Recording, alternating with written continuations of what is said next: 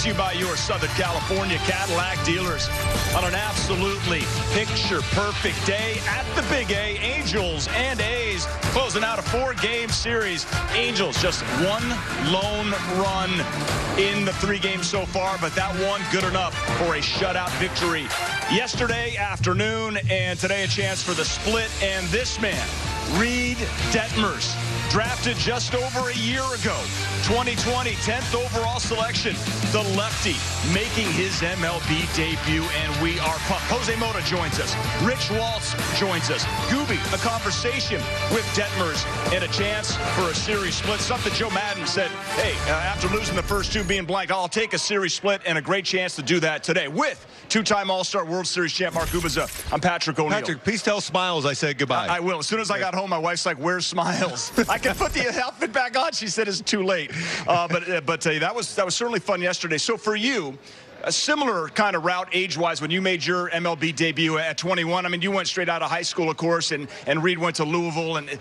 But can you relate to what's going on right now? Yeah, I think the best thing is that I really leaned on a lot of the veteran pitchers on my team in Kansas City at that point, whether it was Paul Splittorff, Dennis Leonard, Larry Gore, Dan Quisenberry.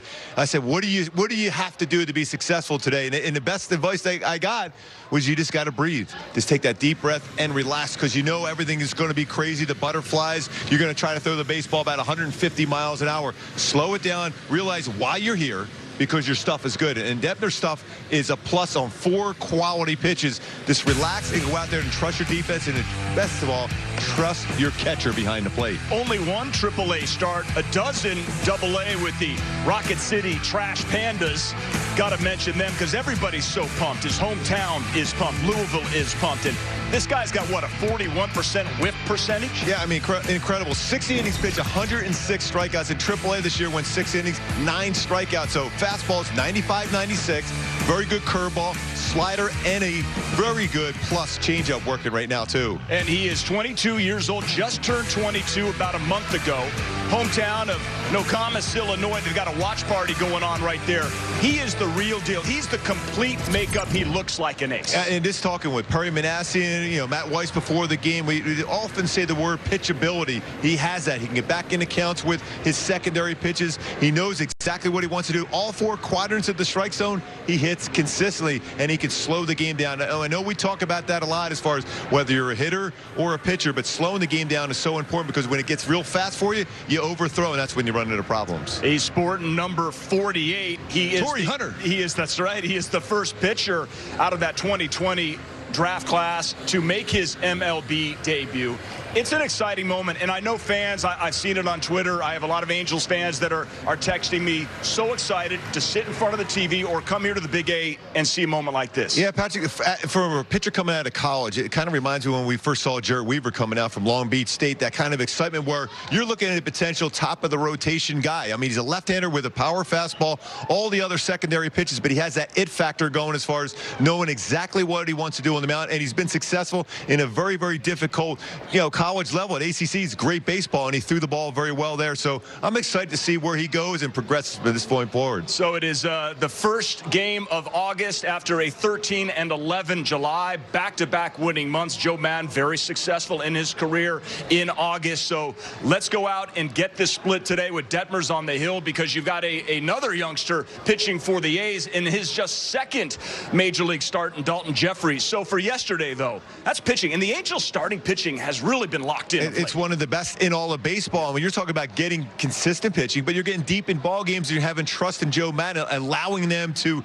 go through that 3rd time through the lineup. So often over the last few years, as soon as that 3rd time through the lineup, you're out of the game. But they've been able to throw pitches. They've been throwing strikes. They've been throwing off-speed pitches. Even going back to my conversation with Matt Weiss today, the ability to change speeds, use your changeup, and all these pitches for the Angels have plus changeups, so it allows them to get back into counts, but also rush the fastball by you. The one thing that has been quiet of late is the Angels offense, and Shohei came up big with that double RBI that was the game winner. They have to figure it out. I know that the big guns are out of the lineup, but they have to find a way to manufacture. What's the approach?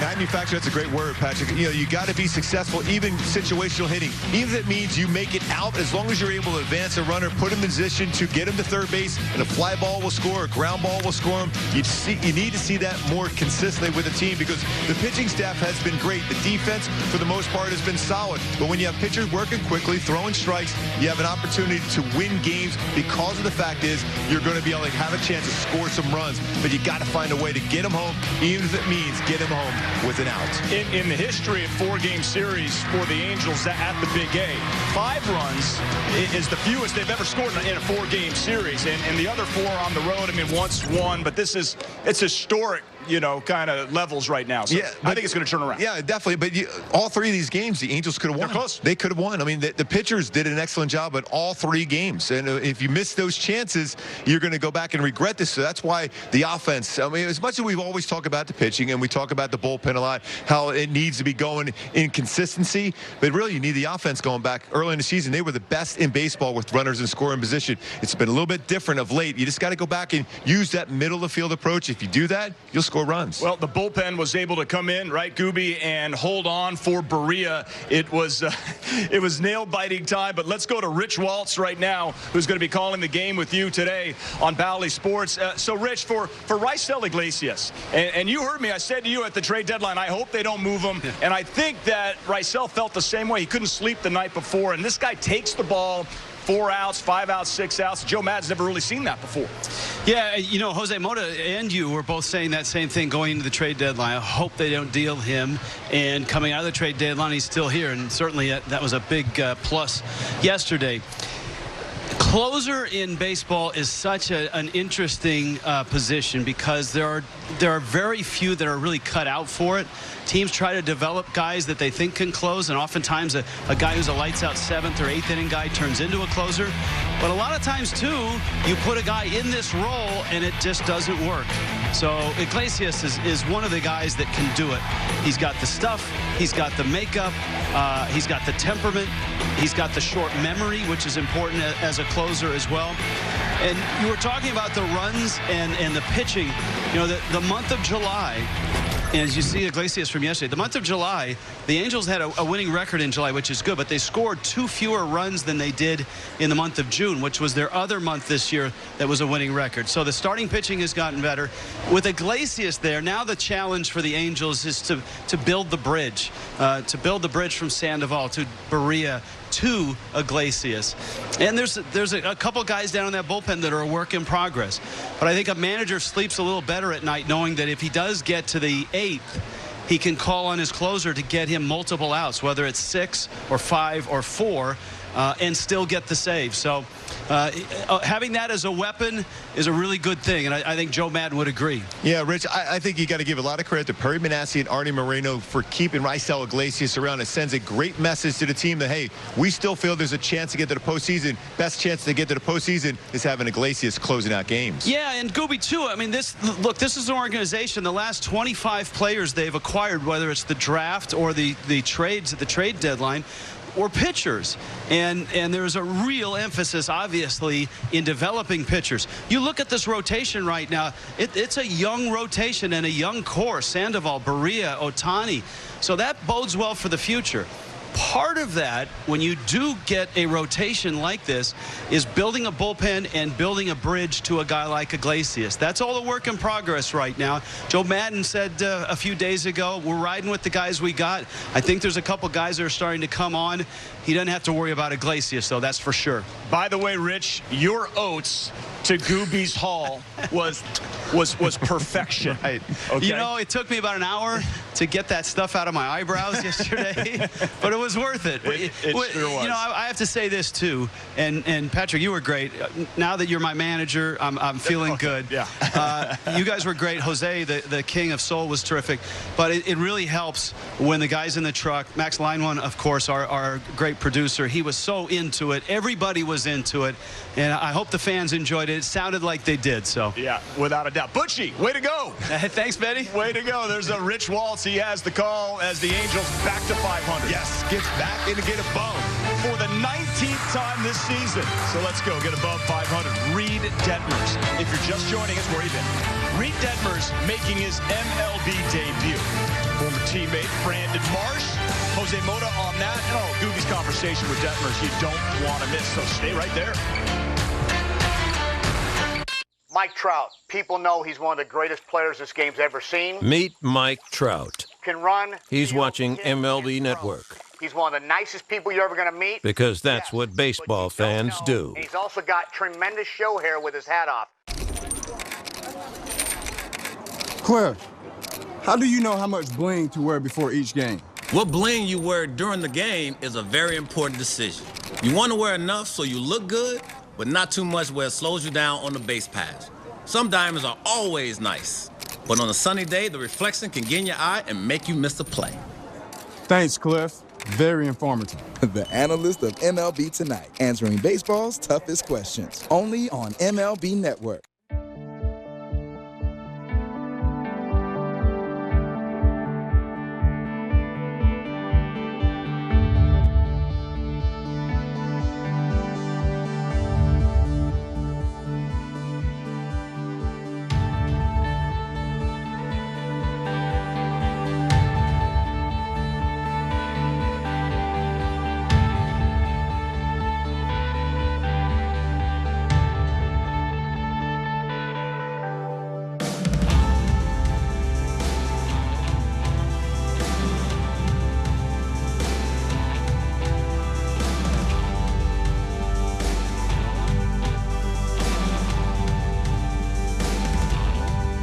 Baseball right here on Valley Sports is presented by your Southern California Cadillac dealers.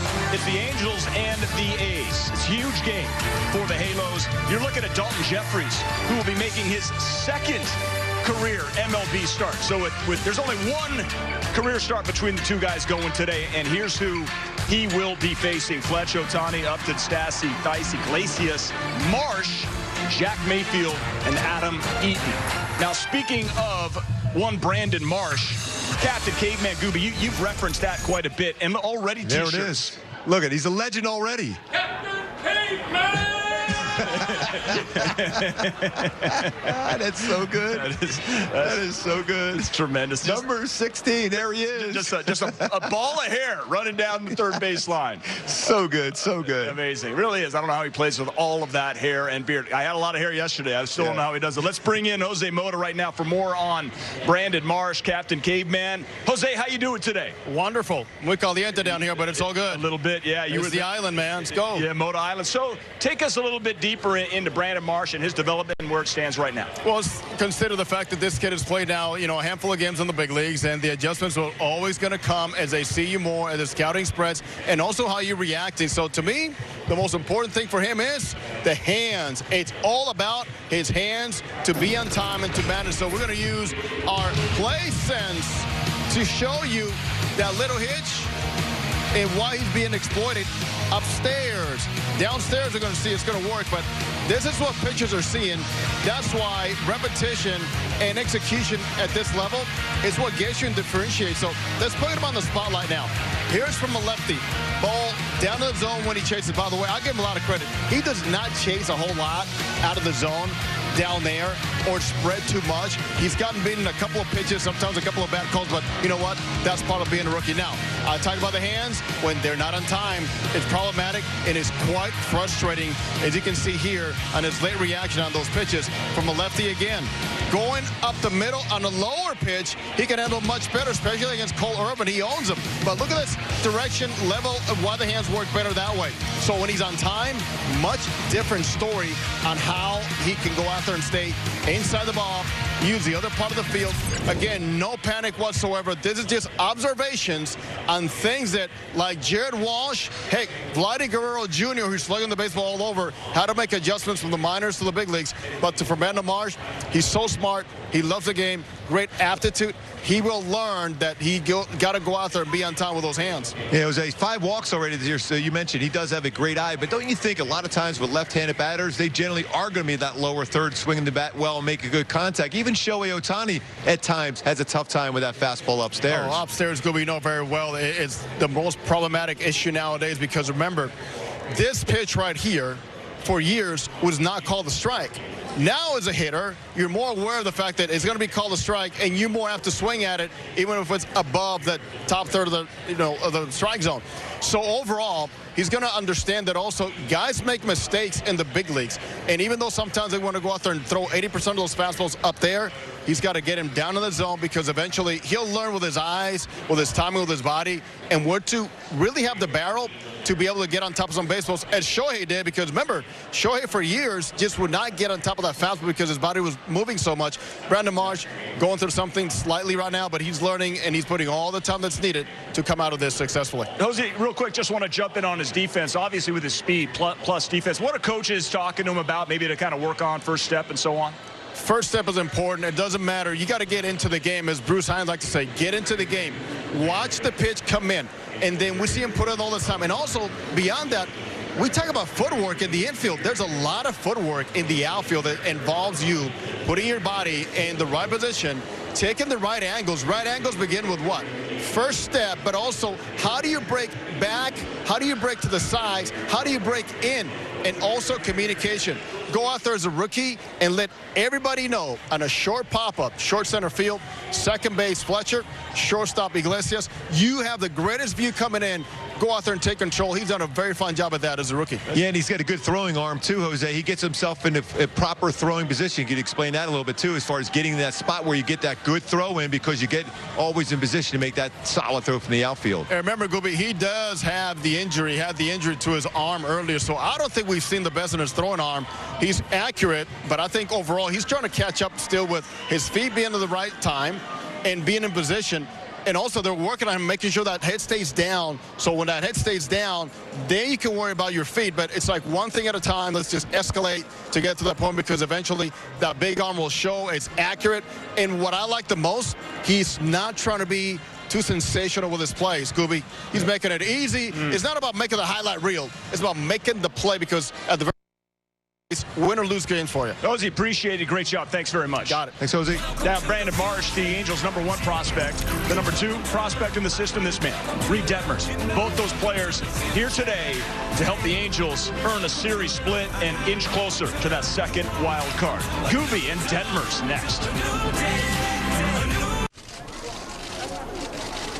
Hey, Harold, how do you prepare for a big show? Well, I just try to stay positive. Take it one show at a time and treat it just like any other show.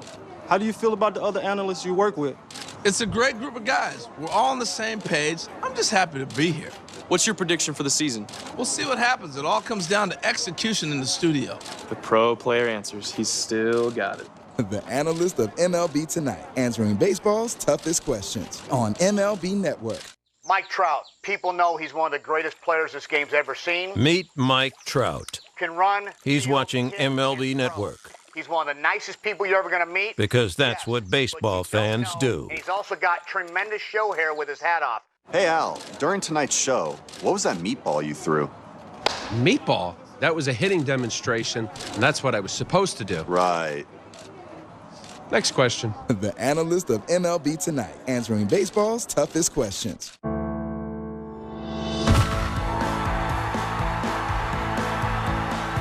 The ballpark is better when we're all here together.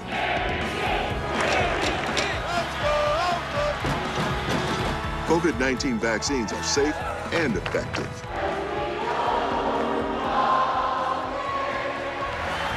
Join the team and help us all get back to doing what we love together.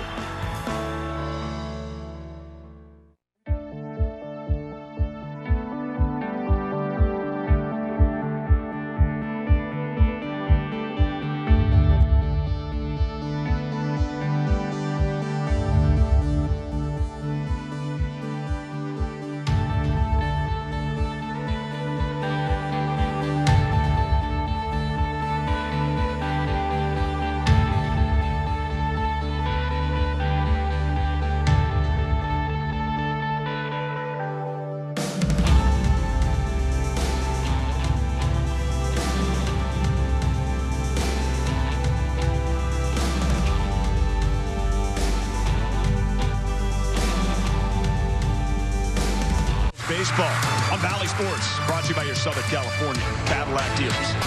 The Angels and Reid Detmers making his MLB debut against the Oakland A's right here at the Big A. Reid Detmers made it to the Futures game. Pitched great. He's been pitching great all season. And Mark Gubaza spoke to him about it.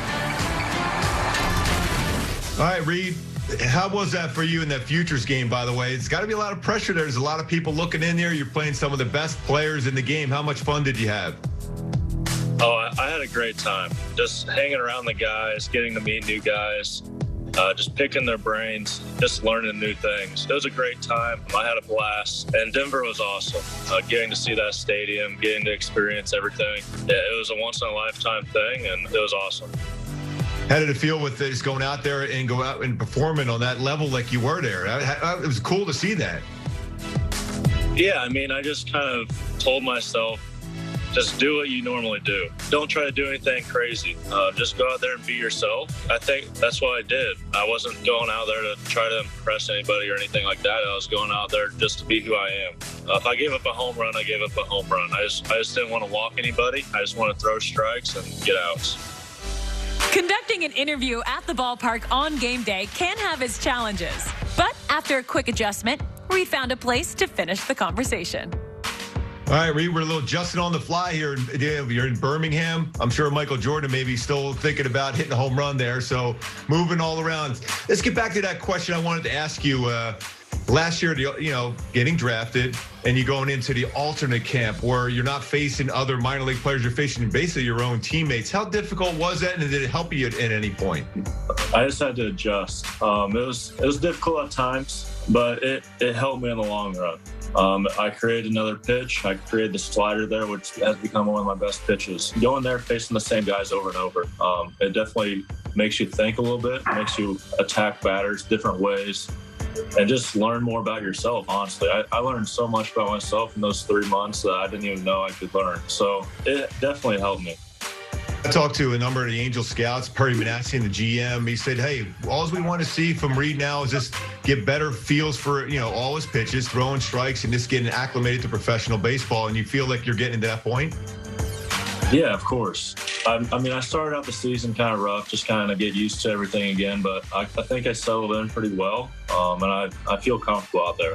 I don't want to say I feel too comfortable, obviously, because you don't want to feel too comfortable, but I think I'm in a good spot, and whatever they want to do, that's up to them. All I can do is just perform on the field, and that's my main focus, just performing each and every week, and just keep grinding. It's the greatest day of his life. He said that it's a dream come true. Sure, there's going to be butterflies, but he was born to do this, and he gets his opportunity here today. More on Reid Detmers' debut next. Weekdays, take a pregame trip around the league. See batting practice, fielding drills, player interviews, and expert analysis. He gets it there, and then from here, he goes, bam! Get exclusive access only on The Rundown. Weekdays, only on MLB Network. You want that home run feeling? Then step in the box and let it rip. Get ready for the Major League Baseball Junior Home Run Derby, powered by MLB Develops. Compete locally and swing your way to the 2021 Junior Home Run Derby Finals. Get your community involved by hosting a local derby. Sign up for free at jrhrd.com.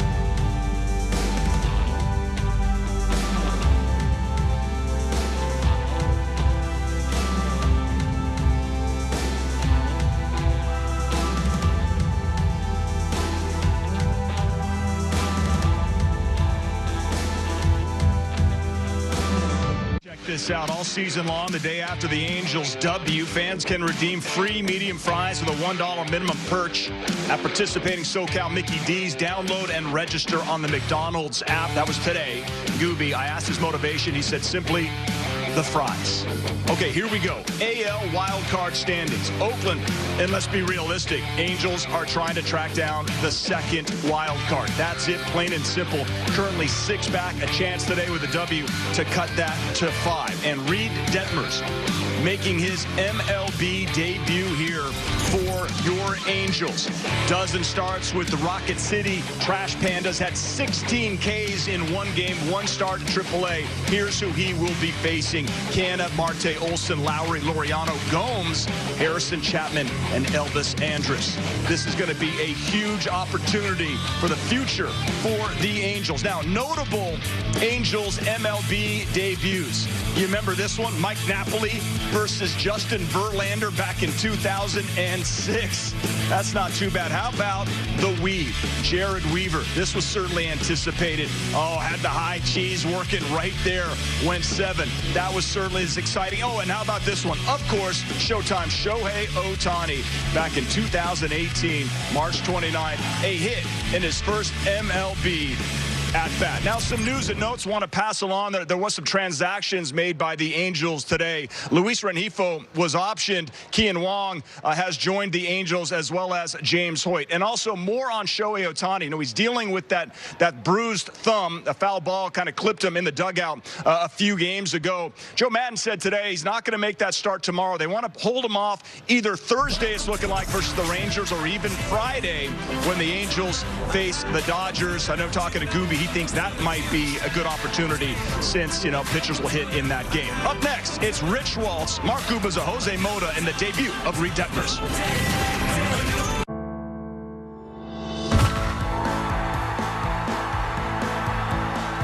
The ballpark is better when we're all here together.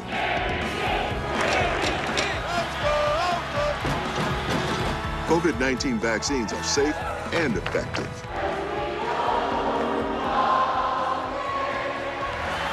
Join the team and help us all get back to doing what we love together. Mike Trout. People know he's one of the greatest players this game's ever seen. Meet Mike Trout. Can run. He's watching MLB Network. He's one of the nicest people you're ever going to meet. Because that's what baseball fans do. And he's also got tremendous show hair with his hat off. Hey, Al, during tonight's show, what was that meatball you threw? Meatball? That was a hitting demonstration, and that's what I was supposed to do. Right. Next question. The analyst of MLB Tonight, answering baseball's toughest questions. Hey, Harold, how do you prepare for a big show?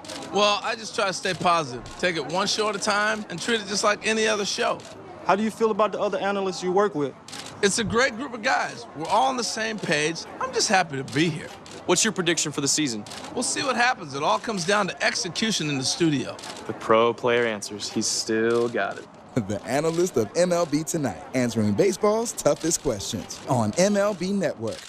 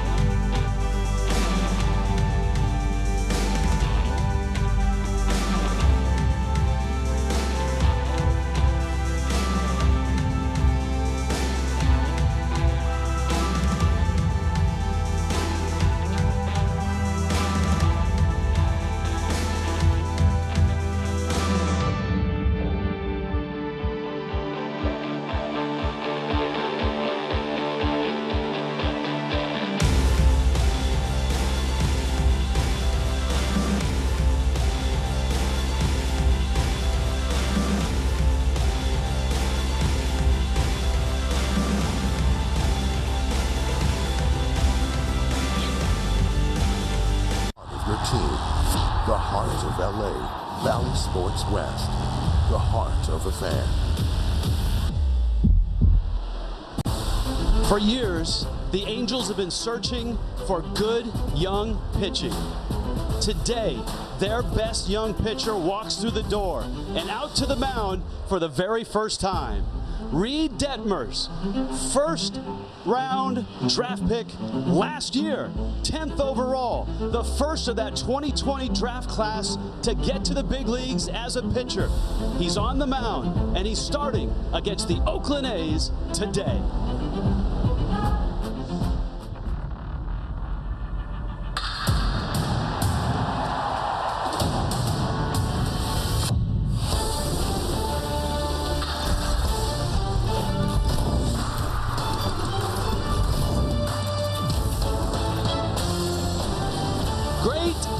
To be at the Big A, a chance to split the series, shave a game off the Athletics wild-card lead, and a chance to see the future right before your eyes. And here he is, Reid Detmers, the Angels' top prospect, only a year removed from the ACC. The Angels feel he's ready, and he gets his shot today. Hi, everybody. Rich Waltz, along with Mark Kubica. Jose Mota joins us shortly. Man, this is exciting. There's a real buzz in the ballpark. What are we to expect? Rich, by the way, that is great. Seeing them walking out to the mound, walking from that bullpen back to the dugout to get ready to be able to compete today. 60 innings pitched so far this year, 106 strikeouts. In AAA, he had 6 innings pitched, 9 strikeouts. Fastballs, 95, 96. A very good swing and miss curveball, slider, and a very good developing changeup, too. Great stuff. Pitchability is something we talk about a lot, and he definitely has it. He can get back into counts with secondary pitches, but I love his fastball, too. So there's electricity in the ballpark. We can feel it up here. What about down on the field? Jose, what do you see? It is. It's electric and it's hot. I think it's be appropriate for a guy coming from Louisville to pitch here. But think about this. Organizations take a lot of pride in those young arms they're able to grow, develop, and eventually win with. And this organization, think about the names of Jared Washburn, John Lackey, Ramon Ortiz, Irvin Santana, Jared Weaver. These were all homegrown arms that eventually became winners. In fact, Joe Madden saw my list. He goes, you know what? That is exactly what I want. And hopefully, with Detmers and the rest, this is the beginning again of the good arm crop leading the Angels where they need to be in October baseball for years to come. It's not like this is just some game. This is an important game for the Angels. Huge against Oakland. I mean, they're a really good team. We've seen how well they've pitched in the first 3 games, but I can't wait to see Reid go out there and compete today. You don't have to wait much longer, Gooby. Yes. Here we go. The kid takes aim at the Athletics. Angels and A's finish off the series. Reid Detmers, welcome aboard. Jim, now that you're an analyst at MLB Network, do you find that your days are easier? Hey, Jim, here's a research packet for tonight's show. I'll see you on the set in 5. Maybe a little easier. The analyst of MLB Tonight on MLB Network. Mike Trout. People know he's one of the greatest players this game's ever seen. Meet Mike Trout. Can run. He's watching MLB Network. He's one of the nicest people you're ever going to meet. Because that's what baseball fans do. He's also got tremendous show hair with his hat off. Get closer to the action. You gotta be kidding me. Closer to the big blast. Way, way, way out of here. Closer to the great grabs. Took a home run away. Closer to the jaw-dropping plays. Unbelievable. With more highlights. He struck him out. More analysis. That's a big uplifting play for a pitcher. And more live look-ins. Wow. Nobody gets you closer to the game. Every night. Only on MLB Network.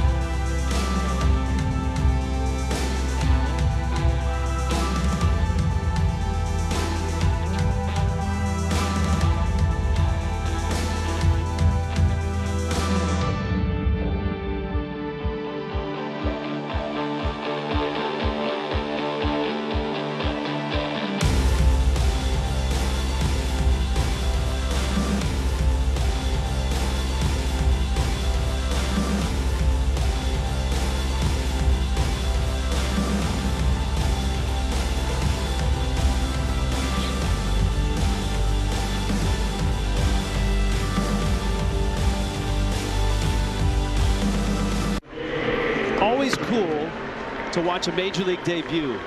Very cool to watch a starting pitcher make his debut, and in a big game in the Big A, Reid Detmers is ready to roll. And his numbers in Double-A and 1 Triple-A start. 106 strikeouts in 60 innings. Yeah, I like his fastball. It's 95, 96. That's up from even his successful collegiate career. Curveball, slider, and changeup. My go-tos for Reid to have a solid first game at the major league level is you got to be able to control the strike zone with your fastball. And he has that fastball all 4 quadrants. He can run it upstairs, but also lower third too, and finish breaking pitches out front. That means don't get throw across your body. Stay out in front with his slider and curveball. If he does that along with his changeup, he'll have a good afternoon today against Oakland. This is a lineup that was shut out yesterday. Terrific work by Jaime Barria, Steve Cishek, Jose Quijada, and Raisel Iglesias. Can in the leadoff spot where he always is. Starling Marte hitting second. Matt Olson at first. Jed Lowry the DH. Ramon Laureano's in right. Yan Gomes recently acquired. Josh Harrison recently acquired. They both came from the Nationals. Chapman and Andrus round out Oakland's lineup. And the 22-year-olds out of Illinois, the University of Louisville lefty, gets ready for a big league career. First pitch is a strike.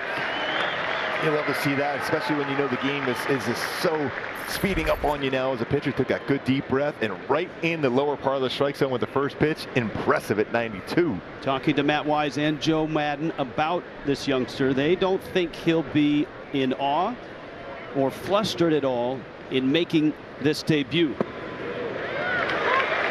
And part of that, Gooby, is his college pedigree. ACC Pitcher of the Year. The ACC, a terrific conference. Took them to the College World Series. Pitched in Omaha. That's heady stuff for a college starter. And remember, it's always to your advantage as a pitcher the first time you face a club, so they don't know exactly your tendencies. So if you could stay under control, you should be successful early. So far we've seen a fastball, a slow curveball, and a good sharp slider. One of the things last year at the alternate site that the Angels had him do was work on a changeup. And he is starting to throw that a little more and having success with it.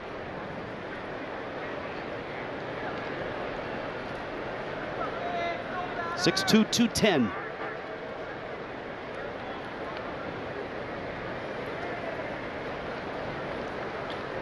.02. Candace fouled 2 pitches back. That fastball didn't get it exactly where he wanted to throw it. So see how quick the youngster makes an adjustment. I was right down the heart of the plate, and Ken had a pretty good swing, fouled it straight back. His dad was a minor league pitcher, helped bring him up, taught him location, pitchability. His grandfather played college football. Another 0-2. That's a foul ball wide of third. And this is what makes Mark Canha a great leadoff hitter. Not only is he a pest in terms of he'll take one for the team. We've seen that already a couple times in this series. But he fights pitches off.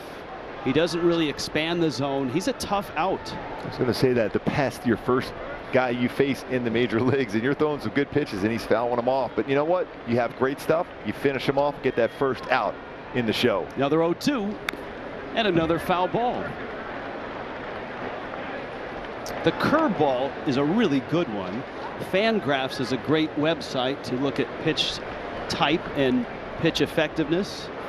Eric Lonenhagen, who writes for Fangraphs, calls his curveball Hell's Rainbow. Almost like a Barry Zito type curveball. Seen a couple of them already. We see him throw the fastball upstairs like Zito did and drop that curveball below the strike zone.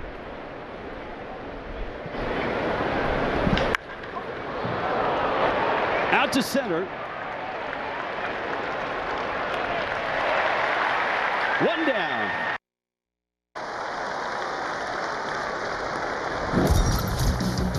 Defensively, Upton, Marsh, and Eaton. the infield, Mayfield, Iglesias, Fletcher. Matt Theis looked good at the plate, and he's back in there at first base. And Max Stassi will do the catching. And Jose Iglesias has been so good. You go back to since June 6th, 998 fielding percentage. Has been second best amongst AL shortstop. But also, he could be that calming influence to come into the mound as a veteran to talk to Reid Detmers throughout the course of the game. I think that's huge to have an infielder like Iglesias at shortstop today. Now Marte, who takes outside. Starling Marte, one of 3 new Athletics. We've seen him in this series, but arriving a few days later, Josh Harrison and Yan Gomes, and they're both in the lineup. So you got 3 guys who weren't here when the A's were headed in this direction. And Marte is, most of you know, a dynamic player. Speed, defense, power, on base. He's got a lot of good things. Oh, that's a good curveball. It's about 74-75 after 94. Great separation of fastball, curveball speeds. Look where it starts and ends. Hell's rainbow. I like that.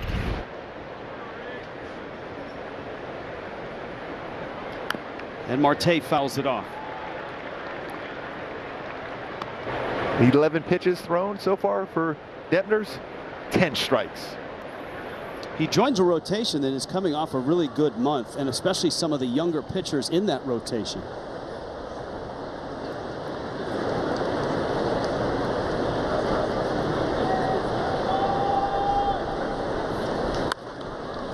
That one fouled to the screen. I mean, this guy's only 22. He joins Barria, who's 25, Ohtani, who's 27, Sandoval, who's 24. Suarez in there at 23, so you have a lot of youngsters in your rotation. You guys can all be together and talk. That's going to be huge, and you have Alex Cobb and Dylan Bundy around to get that leadership too. 1-2 is up, 94 on the fastball. Detmers, remember last year there was no minor league baseball, so he actually pitched in college last year. They played 3 games before they were shut down, and the entire college season was lost after those 3 games. And the Angels made him the 10th overall pick in the first round. Signed, went to the alternate sites, worked on some pitches. We talked about the addition of the change, and got to face a lot of good hitters, a lot of the Angels' best prospects, the Joe Adells, the Brandon Marshes, in that alternate site.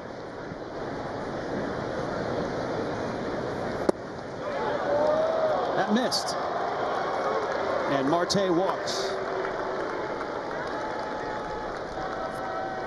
Of course, when you come out of college, you always need a good resume, right? Our Indeed resume on Reid Detmers. All-American in both high school and college. And those are the 3-year numbers at Louisville. One of the years he led the conference in strikeouts. 167 his sophomore year. Now Olsen, who hits lefties well, takes ball 1. He's holding the baseball well with Marte, who runs exceptionally well. 23 stolen bases. That's good to see. Pretty quick to the plate. Infield playing Olsen to pull.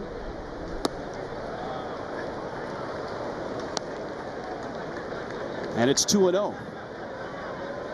I think for Max Stassi, you want to make sure you keep him under control, especially with his fastball command. He missed a couple spots.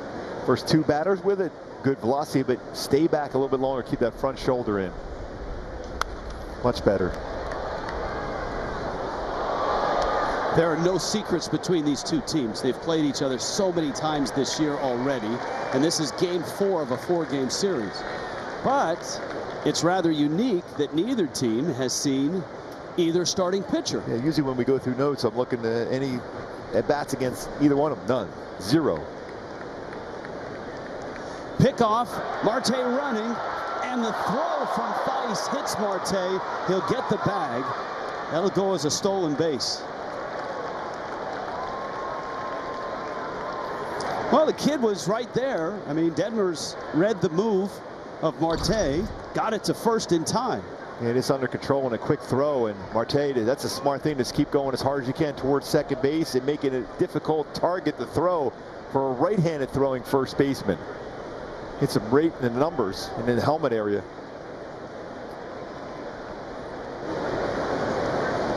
One thing for Matt Theis, you just got to forget about that. They've been working on so many things the last 3 days as far as defensive skills at first. Olsen takes a strike. 2-2.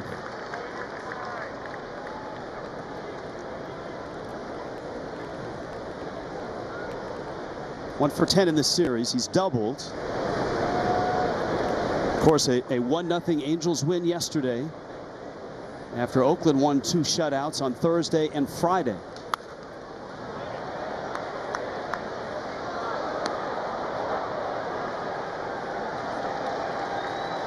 Two balls, 2 strikes, 1 out.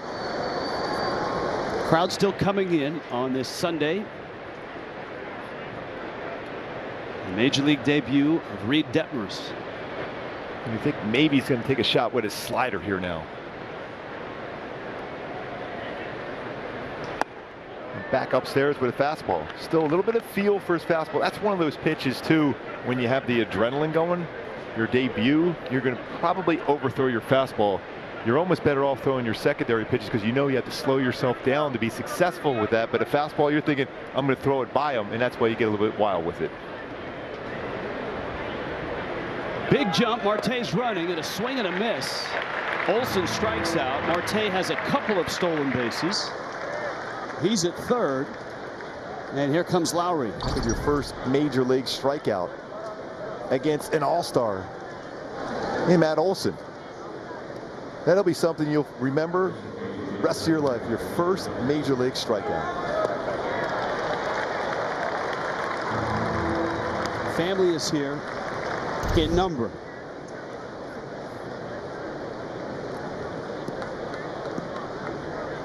Very difficult to have any chance at all to throw, especially when you got Mayfield well off the bag, and Marte's speed. If he wants to go and he picks the right time, there's no way you're going to get a throw to third. Now Lowry.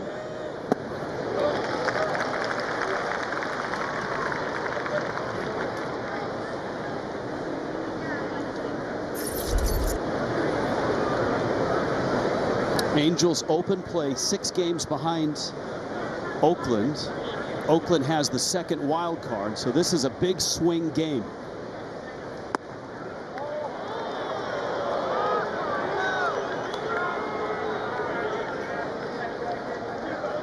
Ball and a strike.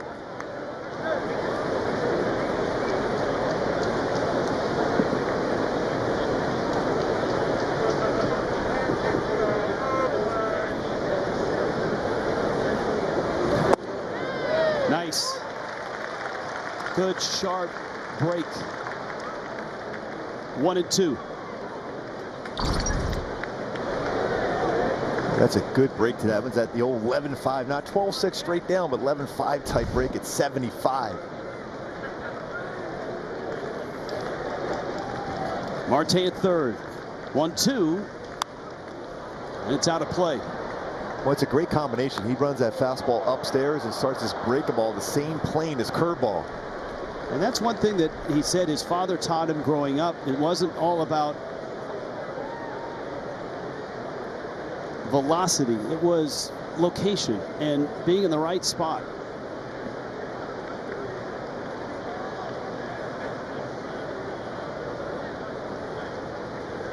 You add that ability to the growing velocity, the break on the curveball, the command on that new changeup, with the knowledge of the strike zone and the ability to put it in the right spot, then you really got something. And that's why he shot to the top of the ACC as a starter and was the 10th overall pick last year. 2-2 coming. Got him. The kid is all right. First major league inning in the books. Punch out, slider. Welcome to the show, Reid Detmers. Oh, thanks. Well, I can. No, I got it. Sweet unholy cobalt. Is Brad's card better than mine? Better sign-up bonus? Better travel perks? Is that how Brad took that trip to Barcelona? Wait, Barcelona? Barcelona? Steve, I got it on NerdWallet. Ah. You said all that out loud. Want a better credit card? We've got you. From the best rates to the best rewards, for all your credit card questions, turn to the nerds. When we started our company, we simply wanted better sheets. But along the way, we've realized that softer, safer, organic cotton does so much more for the planet and for humanity. It helps your home become a force for good, because home is more than just an address. Home is our soul. Boll & Branch, organic sheets, bath, and home. Right now, try for 30 nights risk-free and get free shipping at bollandbranch.com.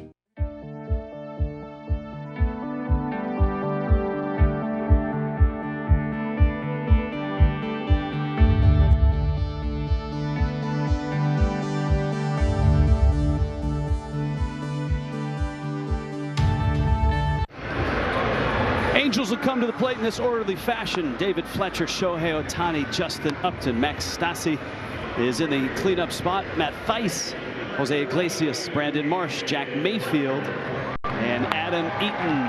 Shohei Ohtani. Of course, Ohtani was originally slated to start this game on the mound. He's the DH, and here is Daulton Jeffries. Now, Daulton Jeffries hasn't been around long. This is only his second Major League start ever. My go-to is to have success against Daulton Jeffries is square up that center cut changeup. He throws quite a few changeups. When he makes a mistake, be ready to drive it and look fastballs outer half of the plate. Fastballs 92, 96. Very good changeup and curveball, but look at on the outer half between his two-seam, four-seam, and cut fastball. Fletcher 1 for 4 yesterday. Jeffries throws a strike. This was supposed to be a start of James Kaprielian. This was a Kaprielian-Ohtani matchup about 4 or 5 days ago. Once Ohtani got popped on the thumb with that foul ball, and he will probably pitch either late in the Texas series or early in the Dodgers series. And then Kaprielian has some shoulder issues. He's been exceptional for the A's this year. OC product. Fletcher takes out. Count is 2-1. But Jeffries was also a first-round draft pick back in 2016, 37th overall. His ascension to the big leagues was stalled by Tommy John surgery.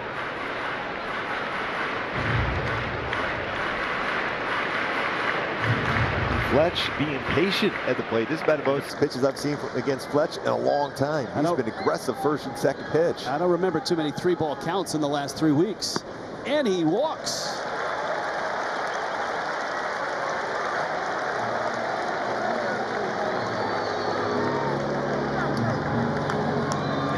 So Fletcher's at first, and here comes Ohtani.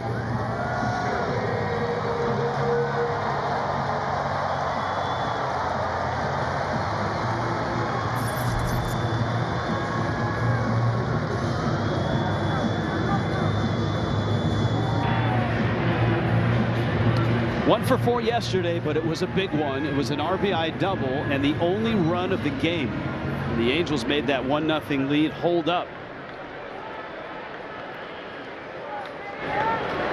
A's were swung around to the right side. And Ohtani takes a high fastball. So there's got to be some nerves here too, right, with Daulton Jeffries. Yeah, and in your face, in your second batter, your face is Shohei Ohtani, the biggest name in the sport. His only other major league appearance and start was last year. Ohtani fouls it off.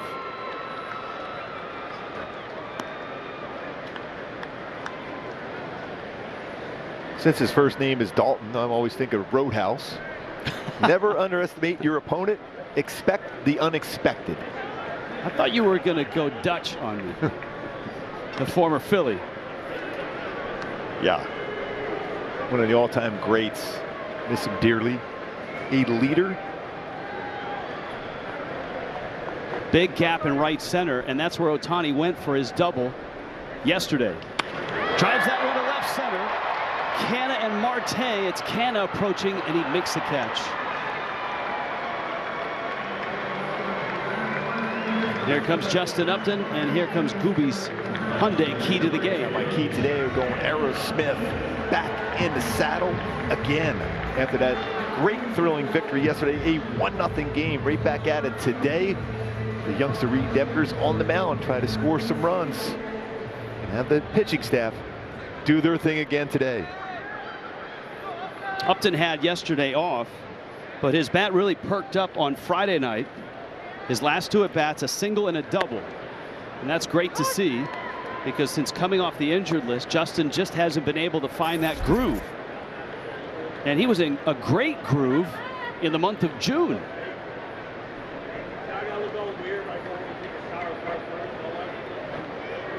One of the few baseballs, by the way, that Shohei has hit to left field in a while. Now, granted, it was a fly ball out, but it's still something good to see as far as him starting to think, okay, that part of the field, that's where, for a long period of time, that's where he did most of his damage. Left center, left, and center field. Throw behind, Fletcher dives. Yeah, Yan Gomes has a great throwing arm, and he loves that back pick. And you've got a Gold Glover at first base in Olsen. Yeah, he's thrown at 36% of base stealers, and he likes to show off that arm strength he has, and he tried to back pick him. Going to that furthest part, that back part of the base, very difficult for a right-handed throwing first baseman to apply that quick tag. Upton swings and misses, and the count is 1-2. Oakland wanted some catching help, and they got a really good defensive catcher, as you pointed out. Stassi next.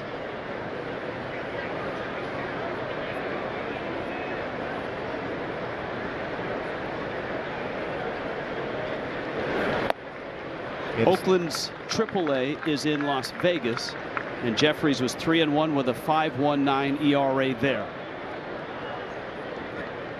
But he's around the strike zone, only 9 walks in 59 innings pitched, so he's around the zone.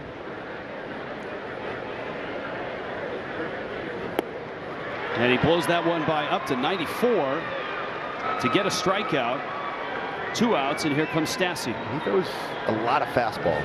Between his 2-seam, 4-seam cut fastball. You can go back to last year, about 80% of his pitches are fastballs. Changeup and curveball. Stassi now, a couple hits in this series. Kurt Suzuki did the catching yesterday. Angels had just 5 hits to Oakland 6 yesterday, but won the ball game 1-0. It's a letter high strike. Stassi's numbers have been terrific. Slugging, OPS. For a catcher, you'll take that anytime. Stassi drives it right center field. After it is Marte at the wall. Gone! 2-run shot. And a 2-0 lead.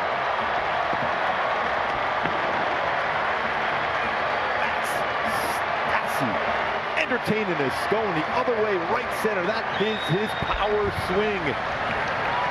Now double figures. Boy, is he driving the baseball well. There's a lot of confidence staying back. Let that baseball get deep and drives it out. Right center. Early lead for the Angels and Reid Detmers. That's a slow curveball that he stayed back on. Timing was there. Foot down. Kept his hands back. Right center field. Maximus.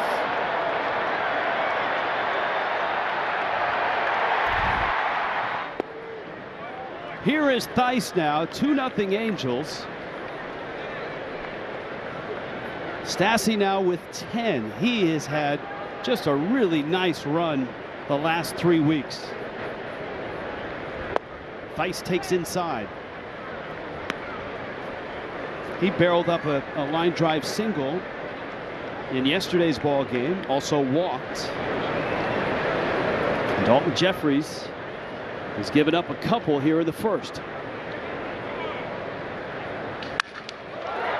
Theis hit that one hard. Olsen makes the catch. That's a tall man at first base. Got a lot of range. Angels a quick start. Maximus. Exodus. Stage left. Looking for dinner made easy? Move over meal prep and make way for pre-chopped and pre-portioned ingredients.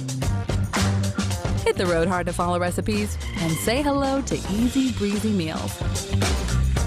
Peace out, pile of dishes, and welcome easy cleanup. Well, hello there, Home Chef. Home Chef oven-ready meals, pre-chopped and pre-portioned recipes without the prep or mess. Get $90 off your first month at homechef.com. Home Chef, delicious meat simple.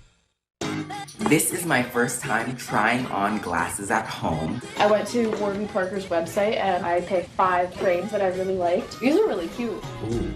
Ah. Hey. The virtual try-on is perfect. Like, they look like they're on my face. Like, look at this. Just swipe and switch. Love these. Look at them. I think these out of one. That was so easy. They make it so fun and fabulous.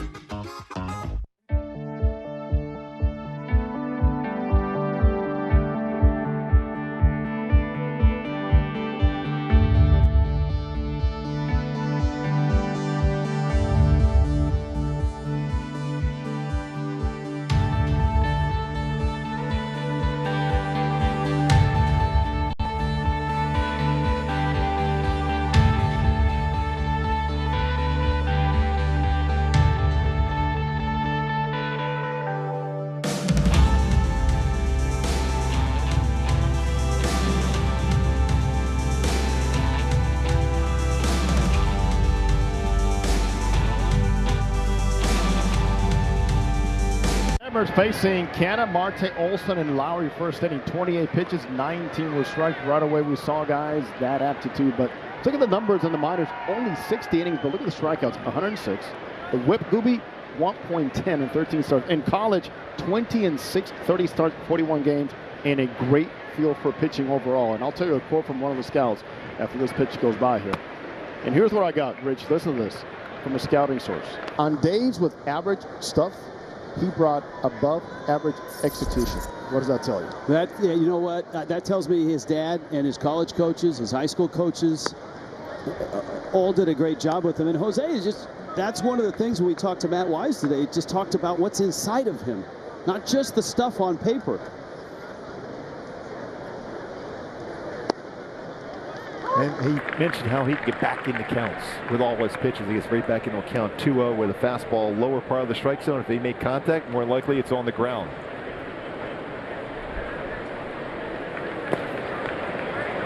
Pitches in to Ramon Laureano. Yan Gomes, Josh Harrison for the Athletics here in the second. Laureano, who has haunted the Angels during his time in Oakland.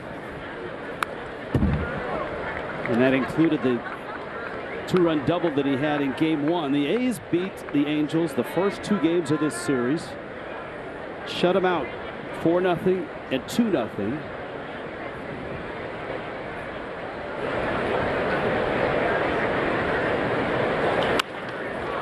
And Laureano deposits one in left field. And they get an idea of how good the breaking stuff for Reid Detmers are. Here's a good look from it in his first major league strikeout against Matt Olson. A curveball where it starts. You're talking about above the belt and where it ends, almost in the dirt.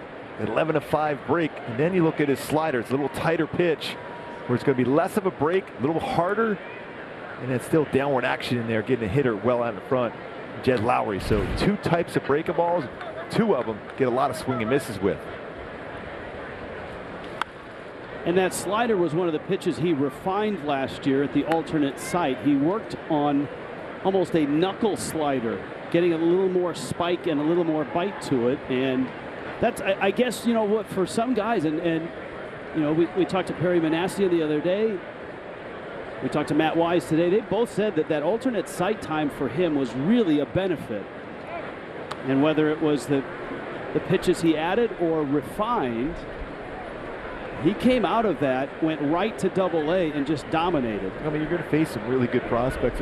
You know, you had Joe Adell, Brandon Marsh, a number of those guys were down there for a while, so you get to see those type of swings in a controlled environment allows you to work on things to be successful. Yan Gomes, the Brazilian, sends that one into the sun. That's trouble. Iglesias made the catch. Going back to that spike slider, a lot of times you think of knuckle curve, it is a spike slider. You see where he has the fingernail into the seam of the baseball and the middle finger on the other seam. Stays on top of it and downward sharp break to his slider. And how far Lowry was out in front of that one and that downward break to it. It's a sharper pitch than his curveball. His curveball 75, his slider 85 to 87.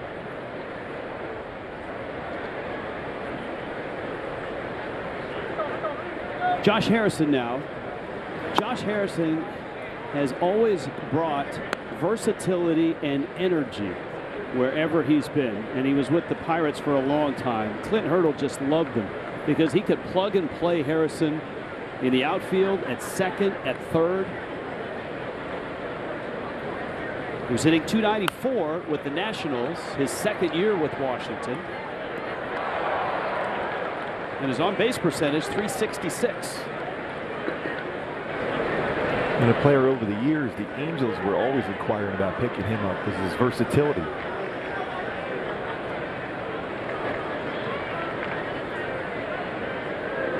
Laureano still at first. Detmers. Hell's Rainbow misses down low. I think his slider needs a nickname too, because that's a pretty good nickname for a curveball. It's tough to top that one. Yeah. Although if you're Jed Lowry, you're thinking, oh, I don't know, that's got a pretty good bite to it, a slider too.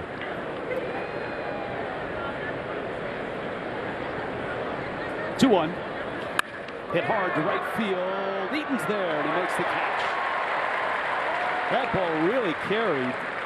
For a moment, you thought it would get down, but Eaton scurrying over, got there in time. Yeah, it's a good read on that one. A lot of times you get caught in between that because there's a line drive at you as an outfielder, but he read that one perfectly.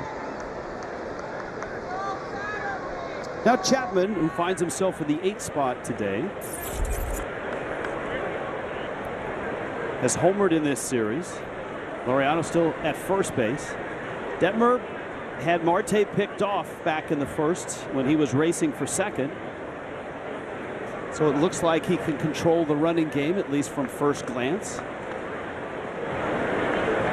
which is so important at any level.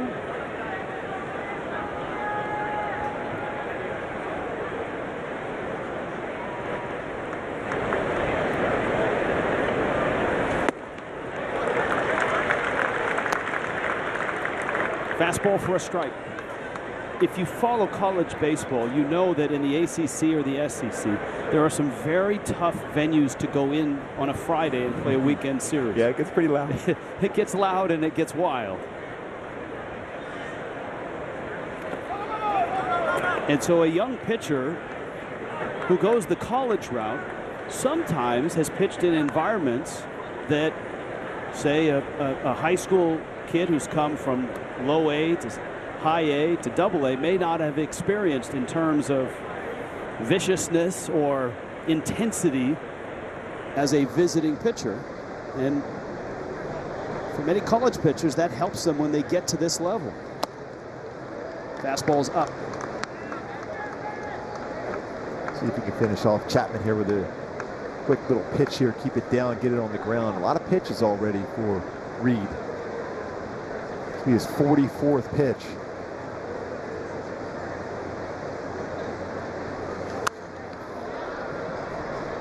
And I think one of the things he's experiencing here is the number of pitches good major league hitters can foul off or fight off. Yeah, that's the difference between each level you pitch at, from AA to AAA. AAA is a little, I mean, although I've always believed AA has the best prospects, AAA has a number of players that played in the major leagues and also still a solid prospect. They could foul off those tough pitches.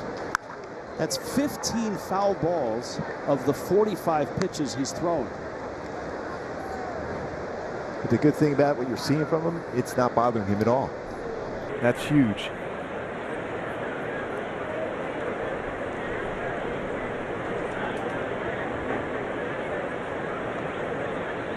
Two and two, 2 outs.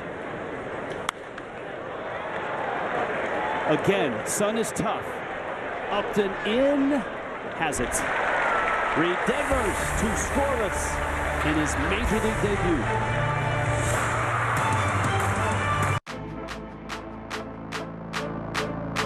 You want that home run feeling? Then step in the box and let it rip. Get ready for the Major League Baseball Junior Home Run Derby, powered by at MLB Develops. Compete locally and swing your way to the 2021 Junior Home Run Derby Finals. Get your community involved by hosting a local derby.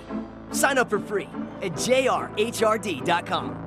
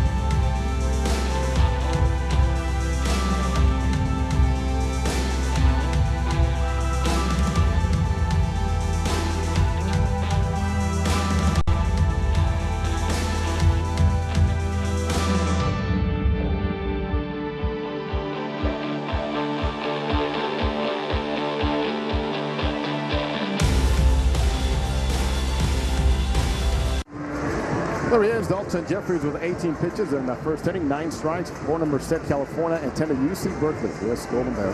AAA, Gooby, 9 walks, 59 innings in that league. Minors in his career. Think about this. 1.2 walks per 9 innings for this young kid. And he walks David Fletcher leading off the game. Which is next to impossible, by the way. I know. Go figure. He was probably figuring he was going to swing at anything, but it came back to bite him. Iglesias takes down low. Brandon Marsh, Jack Mayfield. Daulton Jeffries, 25-year-old. He's out in front of Iglesias, 1-2. Jose, 1 for 12 in this series. You know, you can run down any hitter, it seems like, in this series, and they're going to be 1 for 10, maybe a 2 for 11 or something like that. No one has really lit it up here. A little tapper, left side. That's Chapman on the run. And it's almost automatic. And as a shortstop, you got to like the fact that that kind of range that Chapman has. It's going to be a tough play as a shortstop. And he's on the backhand to make an off-balance throw, but Chapman gets that baseball himself, and a lot on that off-balance throw to get Iglesias at first.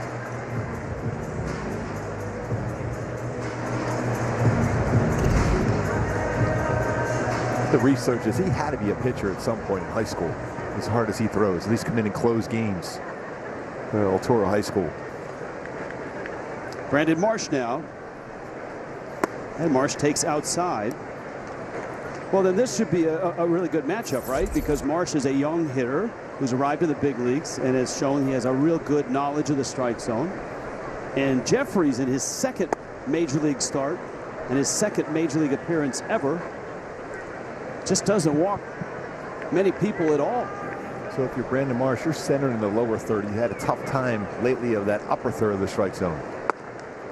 That's a good changeup that Jeffries has. I've heard from a number of different people that's a plus pitch he has, his changeup.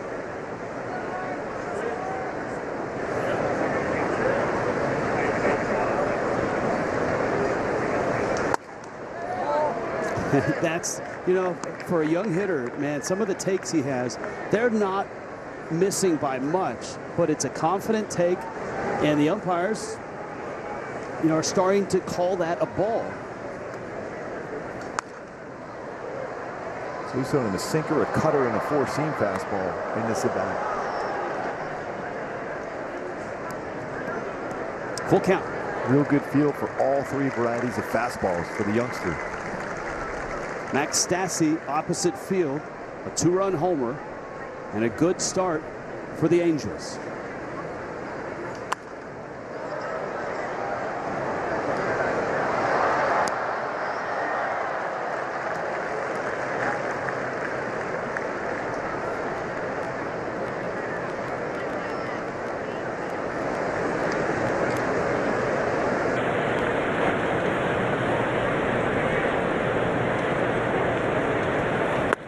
And he walks.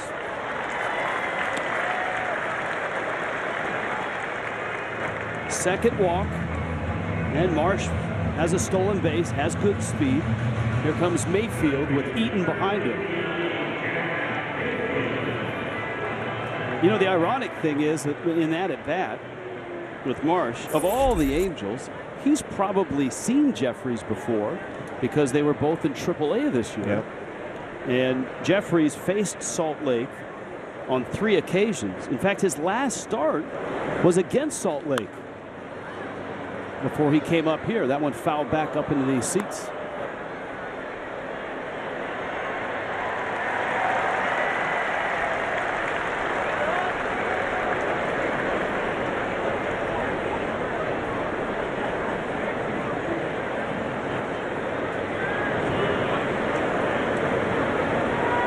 Mayfield, line drive. That's a base hit. And into the corner. Marsh can run.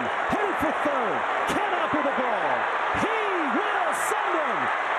And he scores. The Captain Caveman cruising around the bases. Great read by Brian Butterfield, third base coach. He saw Canada having a tough time and not getting behind the baseball as far as getting the throw into the cutoff man, and he did not hesitate. Sending Brandon Marsh all the way from first base. A lot of that credit goes to Butterfield, the third. Nice job bringing his hands in on that two-seamer, getting down the line by Jack Mayfield. See down there in the corner, just a little hesitation, get behind the bobble, and that's when Brian Butterfield saw that and sent him all the way from home. Great read by both Marsh and Butterfield, scoring the run. This is not an easy outfield to score from first on a double against. All good throwing arms, and Eaton fouls that one back. But Mayfield's double has chased home the third run, and Eaton has a chance to add to the lead.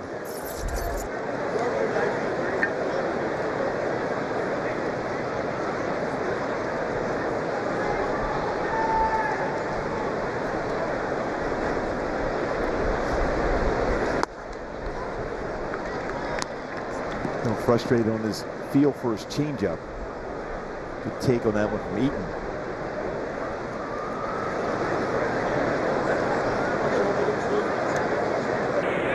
Ball and a strike. Eaton a couple hits in this series. Jam shot, looper, left center, and Marte makes a running catch, and that's the speed that he brings to center field. Boy, he covered a lot of ground. And that was a good read by Jack Mayfield. He was thinking, okay, I'm going to get as far away from that bag as possible. If that falls down, I'm going to score. With that coverage by Marte, Gold Glover out there. And he realized he's going to run that one down with his arm. We got to get back quickly to second base. Still in scoring position. Flatshoe's been great with runners in scoring position.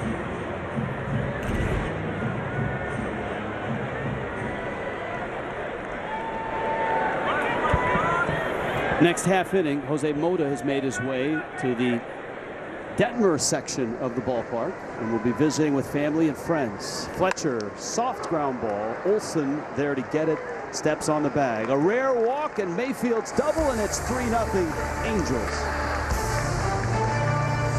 Where there's baseball, one pitch away from baseball history, there's drama. He has thrown a no-hitter. Where there's baseball, Near the wall, there's action. he made a phenomenal catch. And where there's baseball, Let's go live inside the park. there's MLB Tonight. On MLB Network. Oh, wow! Where there's baseball all the time. Unbelievable. We've seen it time and time again.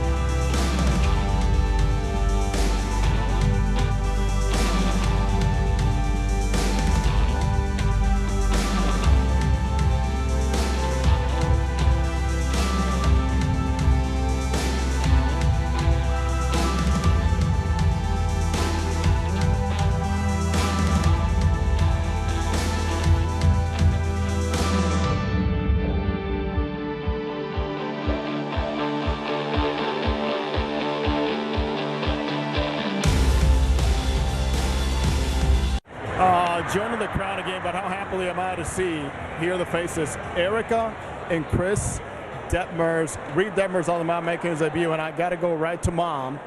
Mom, this day for you, what does it mean? How have you reacted to the first couple of innings?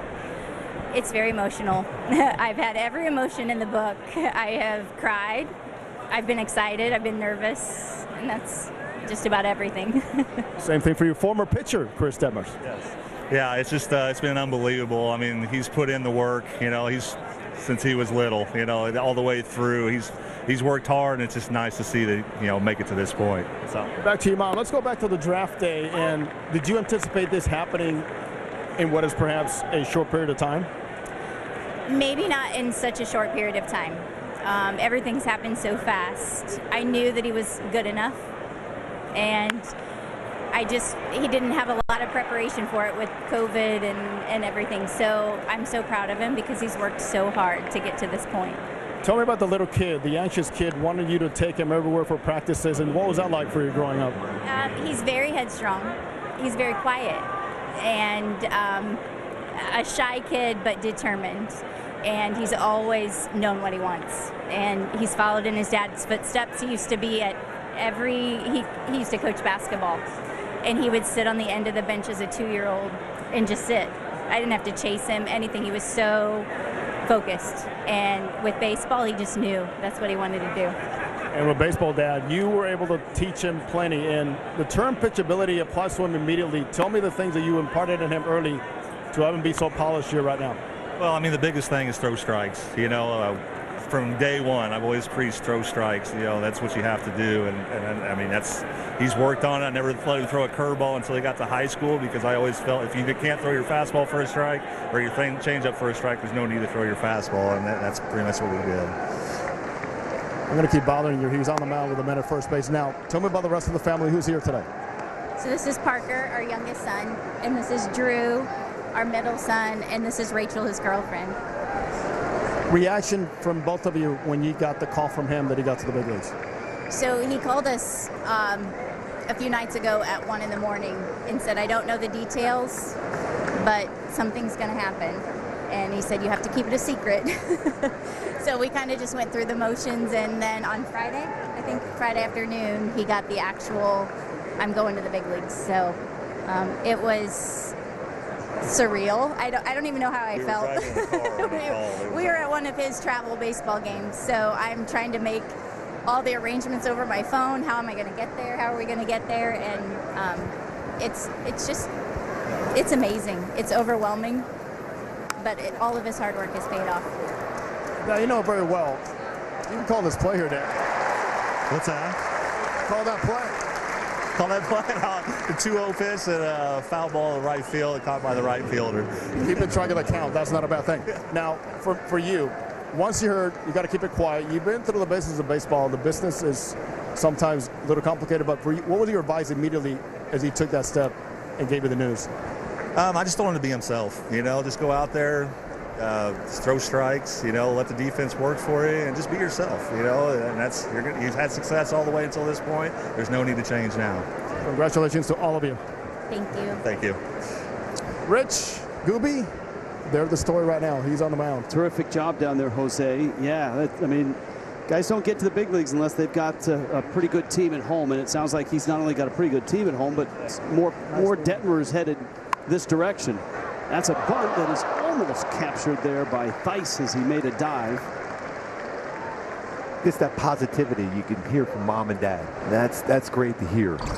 And hearing Reid sitting there while his dad's coaching a basketball game and watching, observing, that's something you remember. Even though you're young there, you might not remember everything. It's knowing how the best way to learn things going forward. One thing jumped out is that Dad taught him fastball changeup before he let him throw a curveball. 100% behind that. 100% behind that. Dad was in the Cardinal system. Look at that. Strapping young man.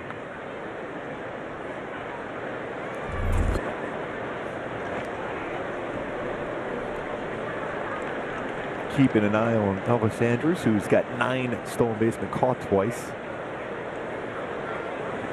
Marte stole second and third back in the first. Good idea by him, by the way. That whole right side of the infield wide open. He was trying to bunt one that way. There's no way, as a left-handed pitcher, you're falling towards the third base side. You have a runner being held on, Mathias, Holden, Andrews. There's so much room. That right side. And the other part of that equation is Theis is not an experienced first baseman. Fletcher has moved over a little bit more now. Detmers out in front. The 0-2 to Marte. Foul back.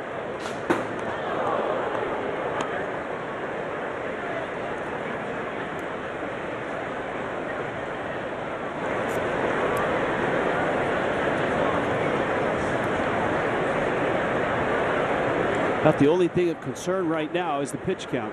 Matt Wise came out, made a visit. Came back and got Canna. Runner goes, foul back. Good jump. You're always going to go as a base stealer going on first move. If you guess right, there's a good chance you're going to be successful against a left-handed pitcher. But we saw already today, Detmer was patient enough to make a throw over to first base and pick off Marte with a throw from Theis to second base. Hit him. Otherwise, it would have been his first career pickoff.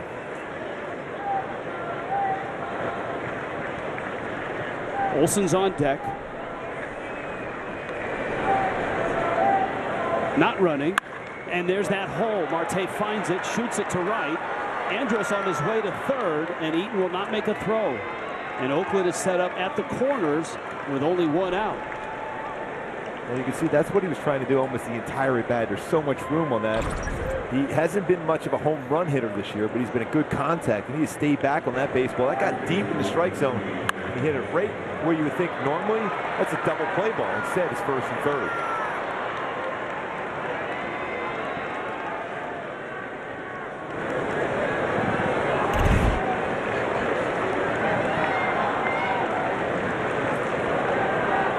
Now Olson. Detmers struck him out back in the first. At the corners. There's a drive. Center field. Well hit. Marsh is back. Looking up. Leaps. And it is gone. And this game in one swing is tied. Matt Olson is 28th.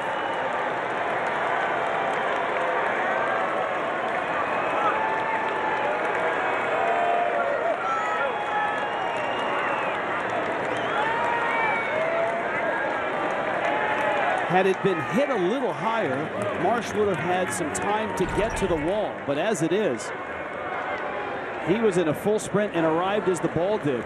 Yeah, nighttime this probably doesn't get out. Daytime, great carry.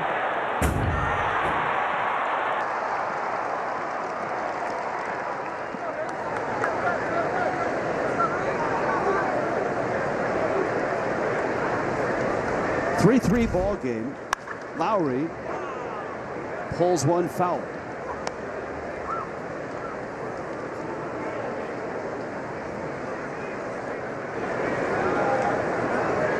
In a series where there have been 3 shutouts, a 3-3 game all of a sudden feels like a slugfest.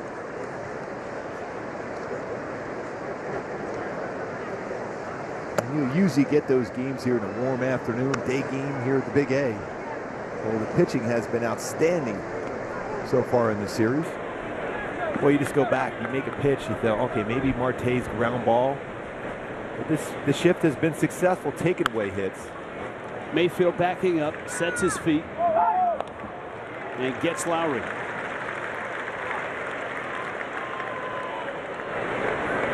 So 2 outs, and Ramon Laureano comes to the plate. The importance of winning yesterday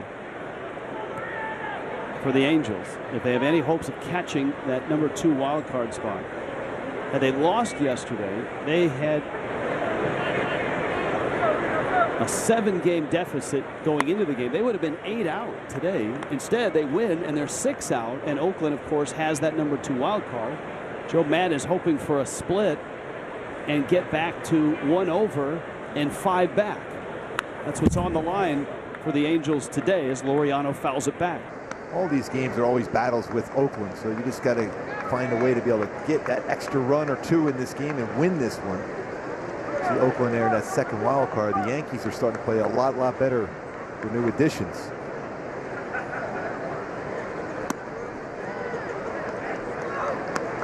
The Yankees, and they're coming here late August.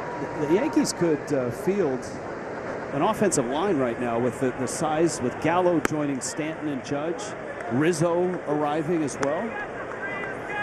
It's going to come down to pitching leg for every team, though. That's the thing. And how crazy is this for Reid Detmers? His first major league strikeout, Matt Olson. First major league home run allowed, Matt Olson. And Detmers loses Laureano.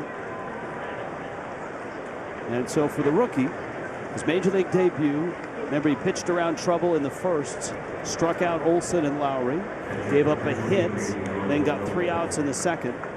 But Andrus is single, Marte a 1-out single, and then the Olson home run you just saw.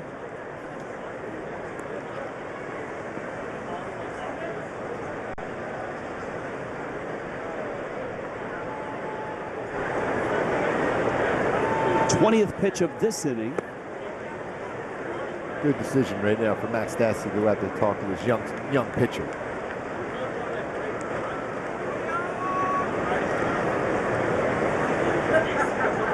He's already had a visit from Angels pitching coach Matt Wise.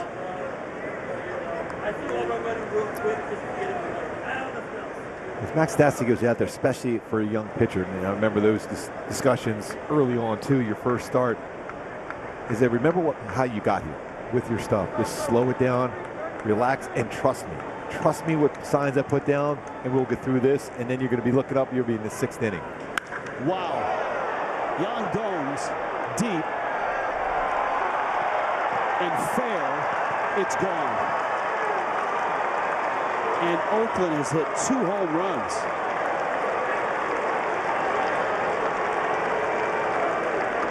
Well, that's a lot of power for Yan Gomes. His 10th home run. So both catchers in this game with 10 home runs on the season. Olson a 3-run shot, Gomes a 2-run shot, and Oakland's on top 5-3. Well, he missed his spot with his fastball. Well, not any wasted movement on his swing for Gomes. He doesn't lift the foot up. It's all drive through, and that baseball went a long way. That's quite an entrance to a new team.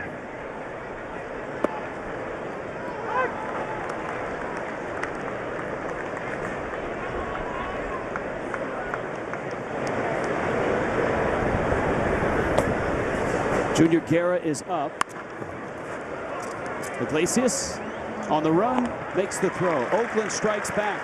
Olson a 3-run shot. Gomes a 2-run homer. It's 5-3.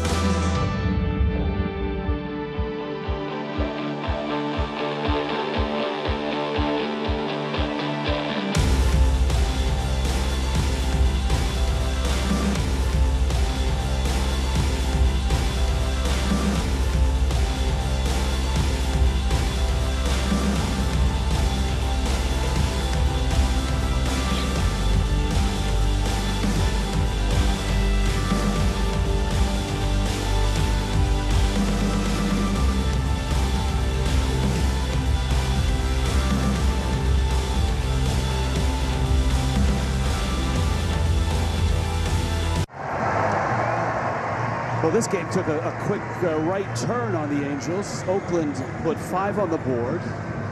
Daulton Jeffries has the lead now. But Shohei Ohtani, Justin Upton, and Max Stassi will go back to work in the bottom of the 3rd.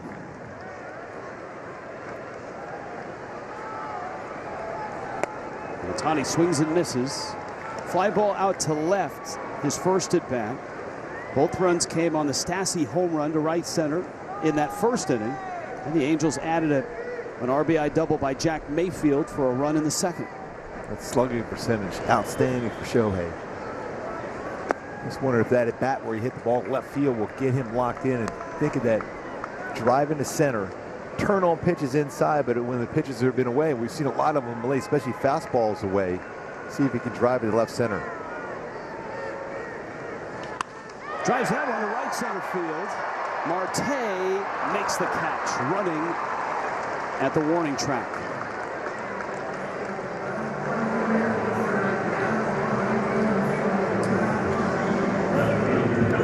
And here comes Justin Upton. High sky on this Sunday. And a 5-3 Oakland lead. Upton struck out back in the 1st. We have a pitcher making his major league debut. We talked an awful lot about Reid Detmers, and we have a pitcher making his 2nd appearance ever in the big leagues and his 1st this year. He made a start last year. This is number 2. So there's a lot of unknowns for both sides about these 2 arms. Both were 1st-round draft picks. And as a norm, you're seeing a lot of first pitch swings, especially on fastballs from both sides. So this is kind of fun here. You've got Jeffries, who was a 37th overall in 16. Of course, Detmers for the Angels, 10th overall in 2020. He's the first pitcher in the 2020 draft class to get to the big leagues, which is saying something, because remember last year, no minor league season. And so a lot of the guys that were drafted last year started this year, some in low A, some in high A, a few maybe, a handful in double A. Upton drives it down the left field line. It's curling and foul. Yeah, we were hearing a lot last year that we might even see Reid Detmers during the season last year, in that abbreviated 60-game sprint of the season, because of his abilities to throw strikes and have 4 quality pitches.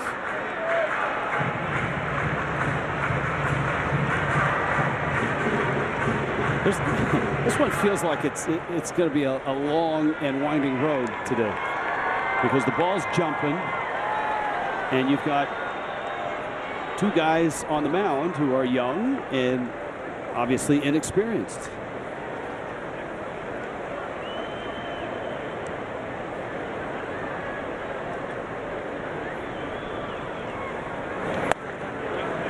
And for a guy that doesn't walk many at all, what was it, just 9 walks in AAA this year?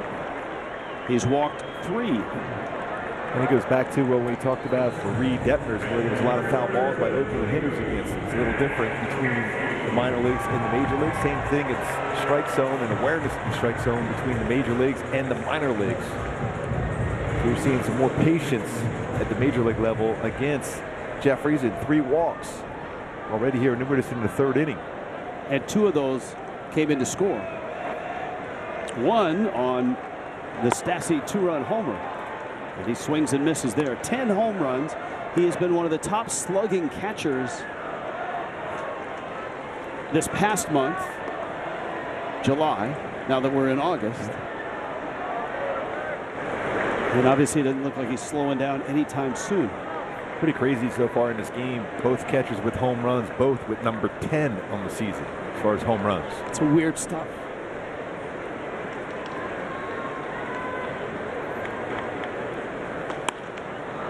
Stassi got under that one. Laureano, tough son. Sometimes you can never trust Laureano on that one. He might have, get you to read that as a runner. Think, okay, he's not going to run it down. Now he's battling the sun, but the sunglasses are on the cap. And you notice as soon as he catches that, he's looking right towards first base. So he's pretty good at it. He's got a great arm.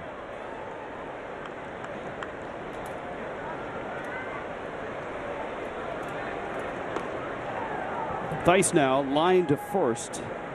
His first time up. 2 outs. Upton at first. Jeffries pitching in Las Vegas. They are the Aviators. I understand that's a beautiful facility in Vegas. It is. Redone. They have a great minor league exec, one of the great minor league executives of all time, a guy named Don Logan, who for many years ran the team when they played at Cashman Fields, north end of the Strip. And he was able to get it done, build a new ballpark there that is just beautiful.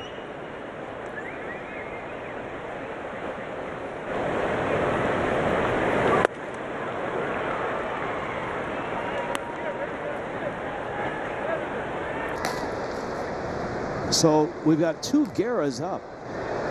Daulton Guerra for the Athletics and Junior Guerra. This may be a new major league record. Yolis, a former Angel.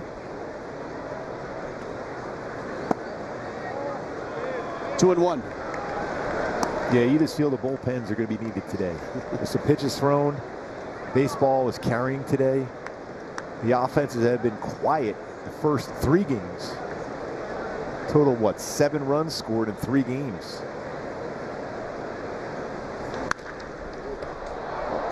Olson doesn't drop many. Fortunately for him, he dropped it right at his feet. And the inning is over. Oakland on top. 5-3. We invented a new way to win. With sugarcane, merino wool,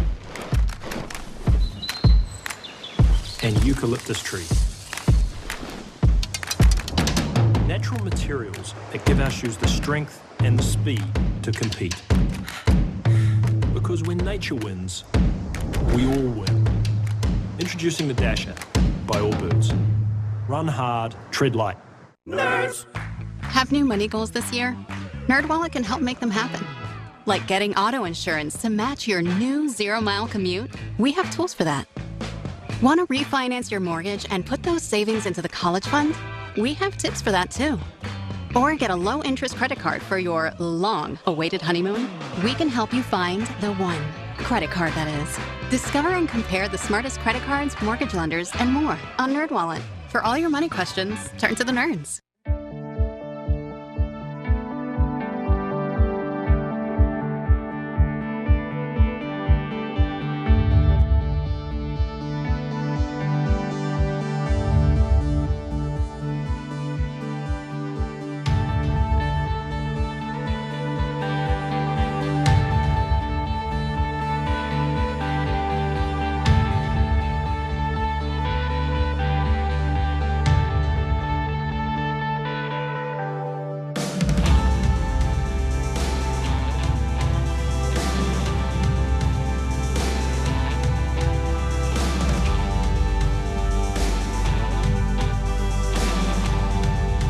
Little up, little down for this lefty in his major league debut. Reid Detmers gets Matt Chapman, Elvis Andrus, and Mark Canha in the 4th.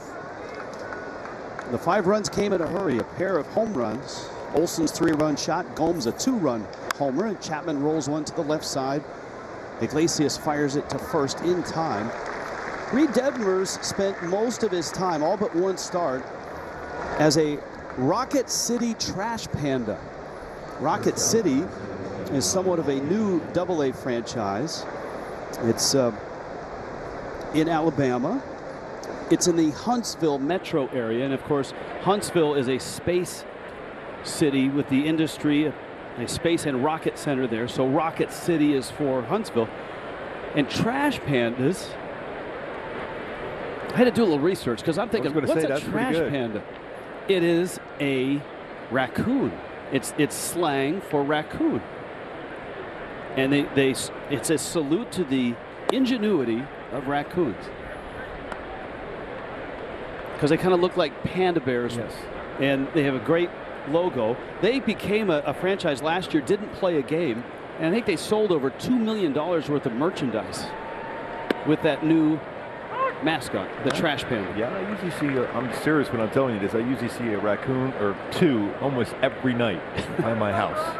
That's every night. And I'm sure they show off their ingenuity on a nightly basis. Yes. Getting into your trash now. The trash pandas got to see this guy throw an immaculate inning. That's incredible. Punch out the sides on 9 pitches. They're watching the game now, live. In Rocket City? Yes. We're watching it.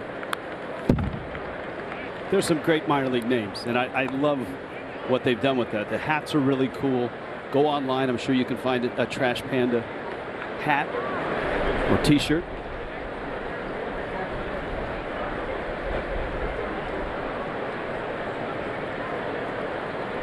Andrus takes a fastball up.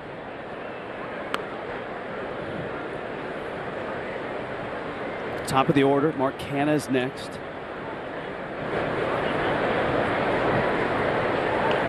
High chopper, Mayfield has it, flips it, gets the out.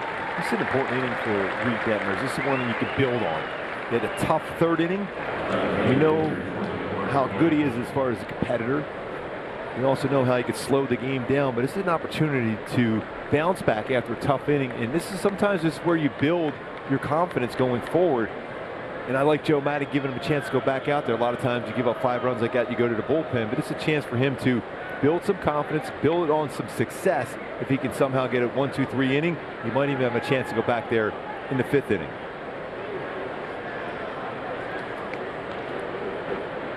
Canha's put the ball in the air twice and make it 3 times. This is not an easy play with the sun and Eaton. And you see the glare in his face. He makes the catch, a big smile, and a 5-3 Oakland game. What's worse, having erectile dysfunction or having to talk about it? You'd be surprised how many men I've talked to that struggle with that choice. And it's why I started Roman, because getting help shouldn't be difficult. With Roman, we've made it easy to connect with a healthcare professional online. They'll work with you to find the right treatment plan, and if prescribed, your medication will ship discreetly to your door. Simple, straightforward, and the way healthcare should be. Roman, let's take care of it. It's not just because Boll & Branch organic cotton sheets are incredibly soft. They are. And it's not just that they're free from toxins and made by people who are paid and treated fairly. That's true too. It's because home is where the magic happens. And with better sheets made in safer ways, home makes the world a better place. Boll & Branch. Right now, try for 30 nights risk-free and get free shipping at bollandbranch.com.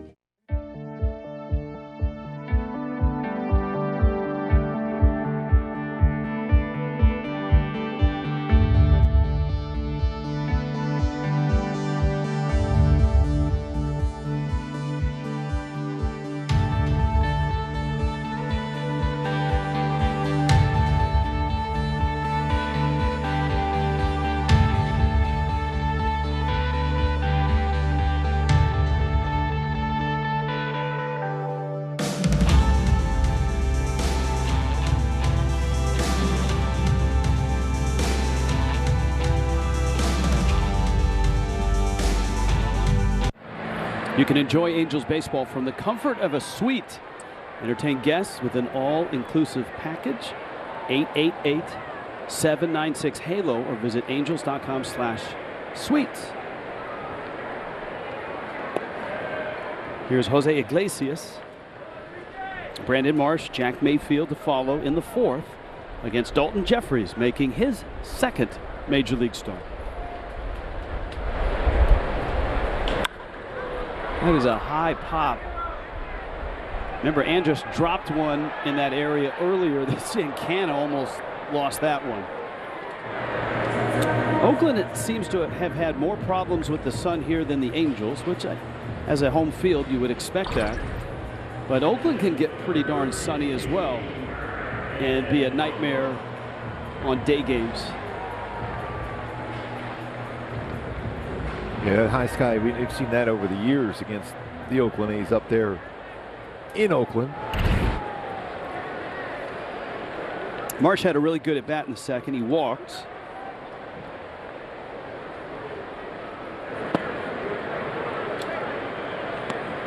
Iglesias so far in the series is 1 for 13 against Oakland.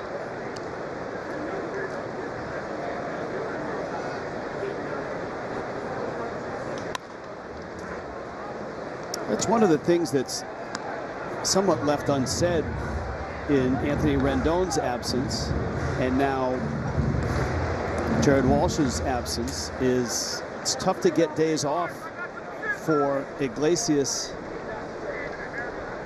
and Fletcher because, you know, Jack Mayfield's probably that guy, and down goes Marsh.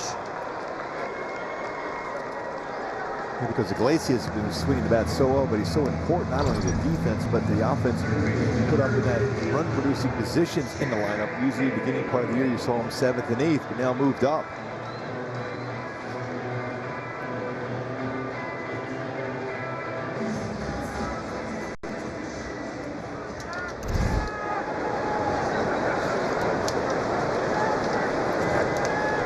Mayfield. In fact, the Angels did make a move that might help that situation. Kian Wong has been called back up, and Luis Rengifo has been optioned down to Las Vegas. And Mayfield couldn't check his swing on that breaking ball. RBI double. That was in the second. He pulled it down the left field line.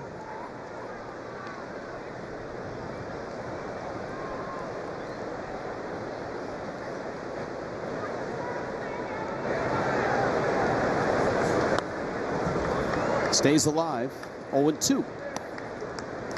Lots of games have finished in Major League Baseball. West Coast games are evolving just like this one. Seattle has a 3-1 lead over Texas in Texas in the bottom of the 8th. Houston trailing the Giants 3-2, top of the 4th. I believe Chris Bryant has homered for the Giants in that one. That one's fouled back. Look out.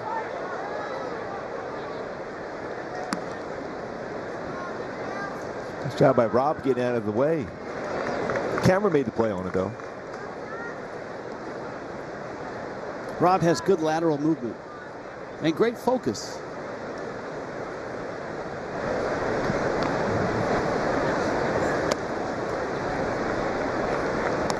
This is what a foul ball from Rob's point of view looks like.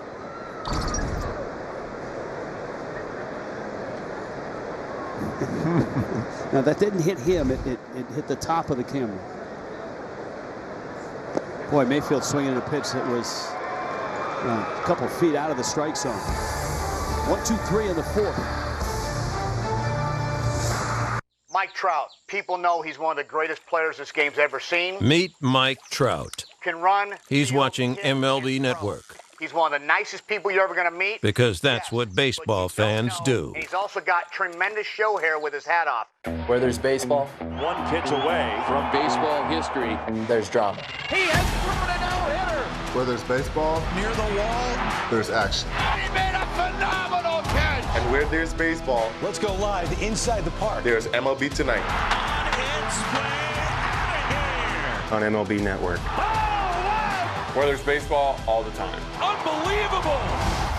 We've seen it time and time again.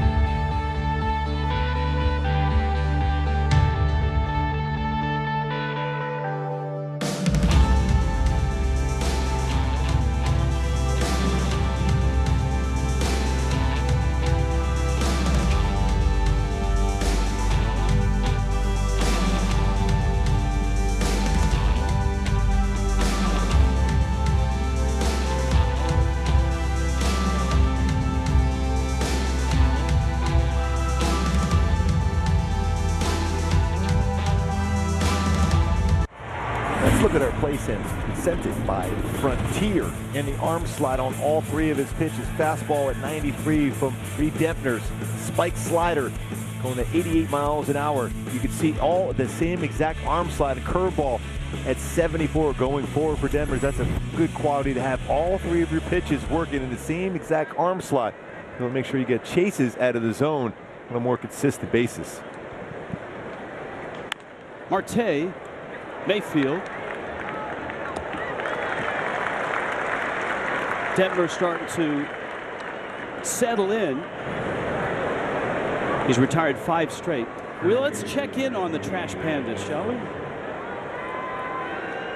Because I'm sure, as you noted, Rocket City, they're watching. There they are. Toyota Field is brand new and gorgeous, everyone says.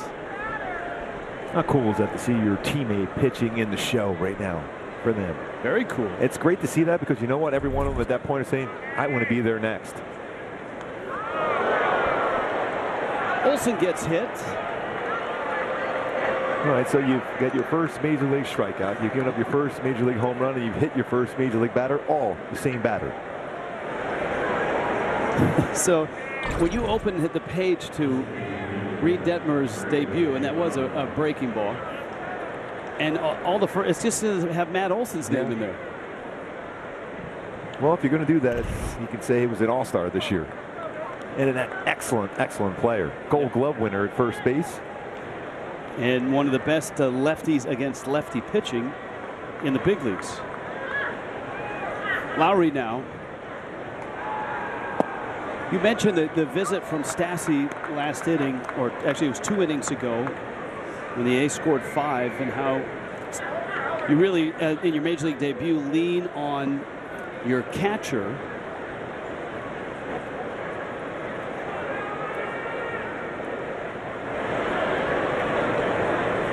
Who was your catcher in your Major League debut, and how much did you lean on him? Well, we had some veterans on there. We had John Wathen there. We had Don Slott was there too. You know, because you want to, especially in that game, because the game is going so fast. Your adrenaline's going, your heart's beating. You don't want to ever put yourself in a position where you're shaking off signs. So you want to be there and have that first pitch put down, and from that point forward, you're not shaking anything off. Liner in center field. That's a hit. Station is station for Olsen. Lowry a solid single. All right, we're going back in time, 1984. I thought you had a mullet in '84, but maybe not. I think you look pretty good there. 6 innings, 5 hits, a run, a walk, 4 strikeouts. And that's going to be it for Reid Detmers. We'll revisit Kubi's debut. Detmers' debut ends in the 5th with runners at first and second.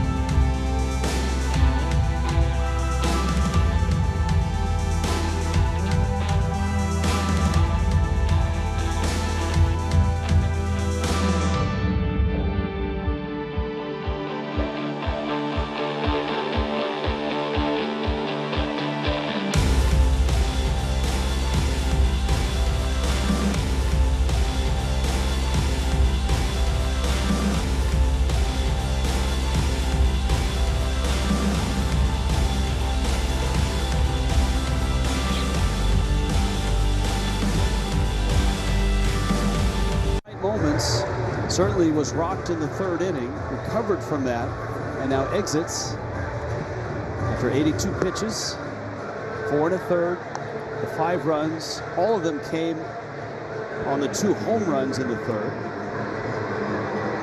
And Austin Warren is in the ballgame. Guerra was warming up earlier. Warren comes in. So you've got Detmers, who makes his Major League debut, and now you got Warren, who made his debut earlier on this homestand, getting his second ever Major League appearance. He came in with the bases loaded. He got Laureano the ground out to first base. Picked up his first Major League strikeout against Murphy.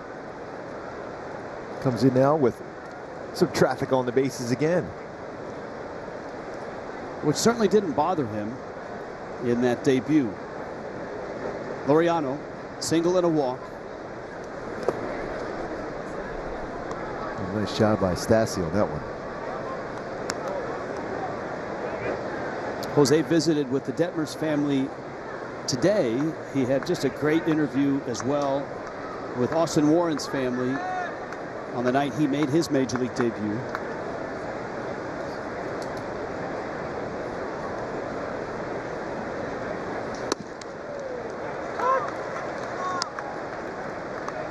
Warren with a good cut fastball too. 2-4 seam fastballs. Solid breaking ball.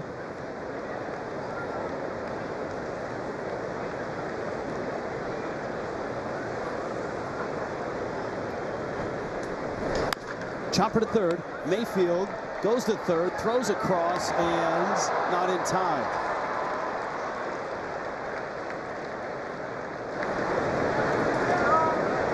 So 2 outs. Carl's Cam replay. Let's go back to that debut. And in he came. Family went nuts. And he handled everything like a 10-year vet. And how difficult is that to make your Major League debut with the bases loaded and that deep breath, looking up to the skies saying thank you.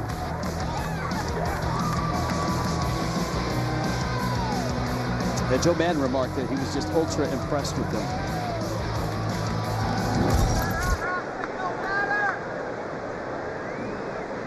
Now Yan Gomes, who absolutely crushed one down the left field line for a 2-run homer.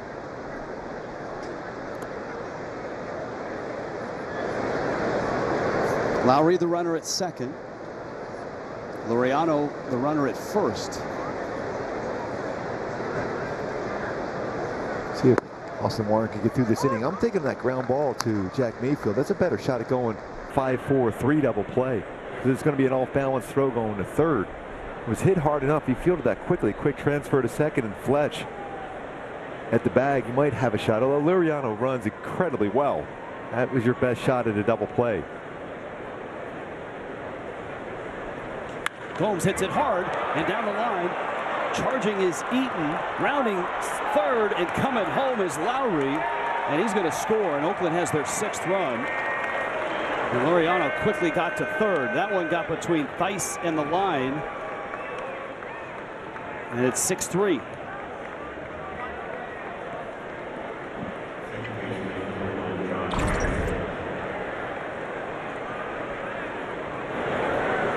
He did a nice job as far as charging that baseball. Got himself a good throwing position.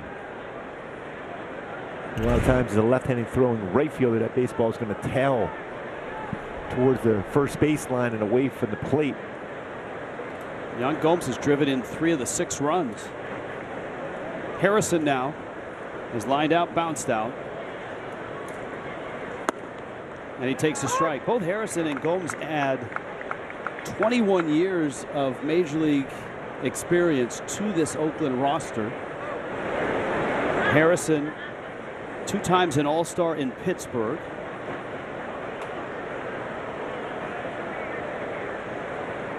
Gomes was an All-Star in Cleveland in his career.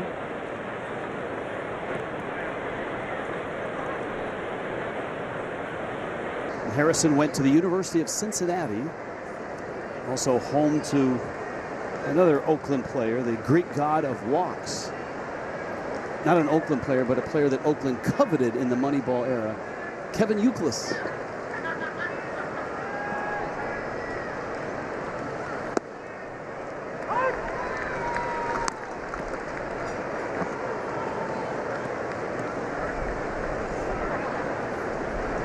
One and two. Warren got the ground ball from Laureano. But Gomes punched one through that right side. Now Theis holding the runner.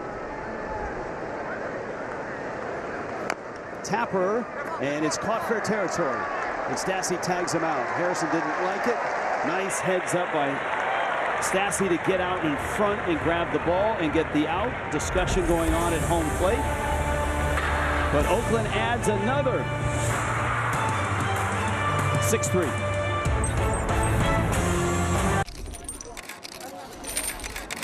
Cliff, how do you know how much bling to wear before each game? What bling you wear during the game is a very important decision. You want to wear enough so you look good, but not too much where it slows you down on the base pass. Some diamonds are always nice, but on a sunny day, the reflection can get in your eye and make you miss a play. Thanks, Cliff. Very informative. The analyst of MLB Tonight, answering baseball's toughest questions, only on MLB Network.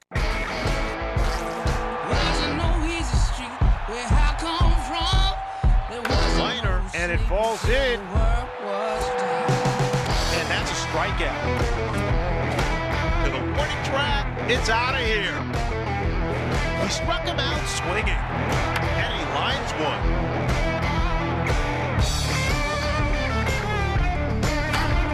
It's gone.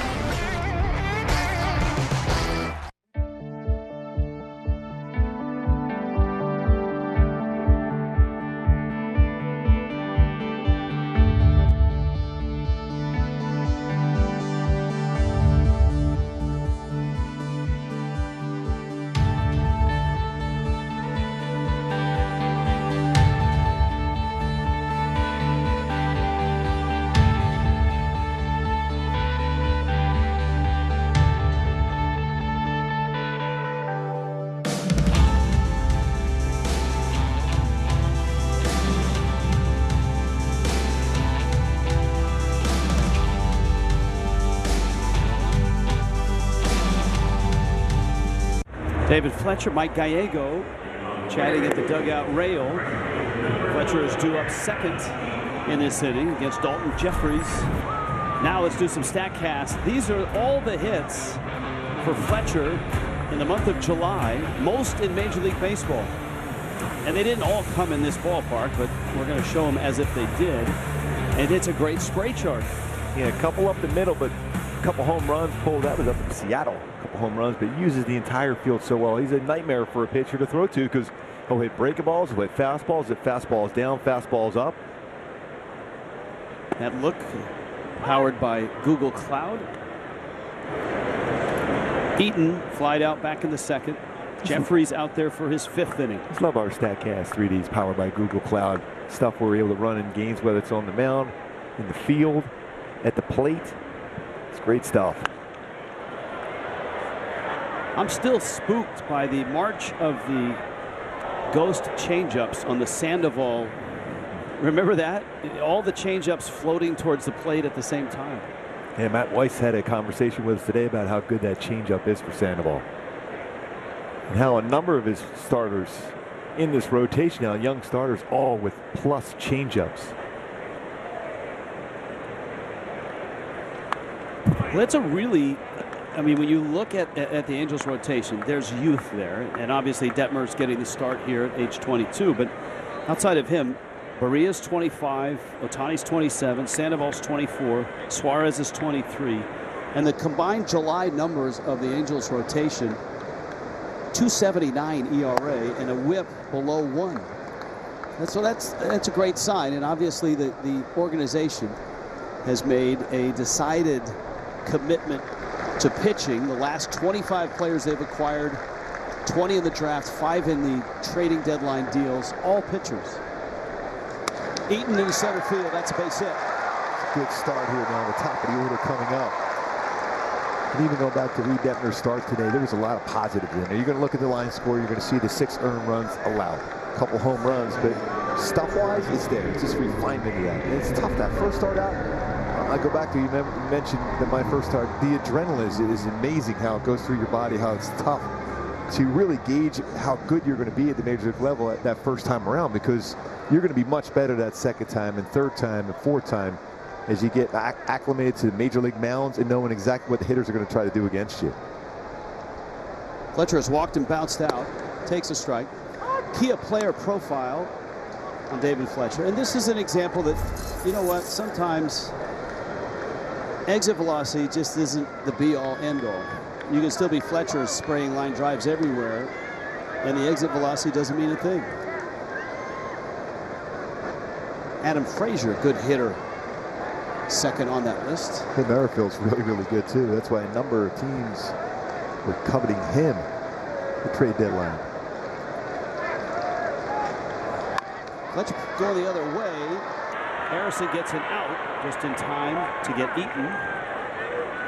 Fletcher replaces him at first, and here comes an Ohtani at bat.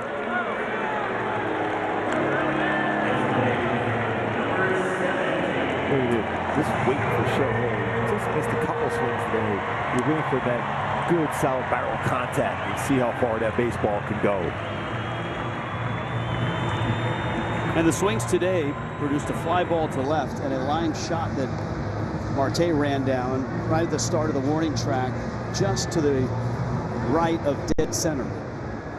Keep in mind, a couple of the first pitches both times of Shohei kind of on the inner half of the plate.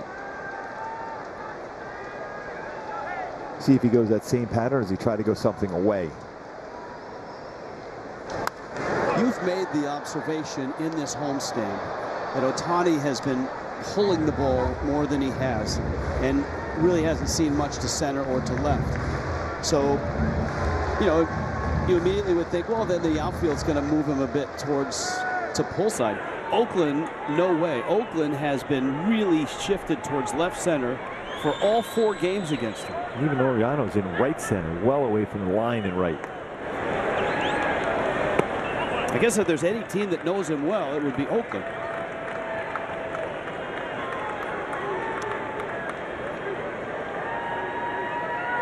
Big moment here for the Angels to get right back in the game, and Shohei has had so many big moments this year and in big spots.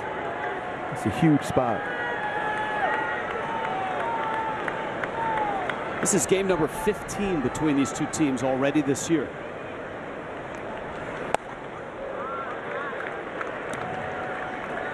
We saw the Detmers family. This is the Jeffries family out of Atwater, California.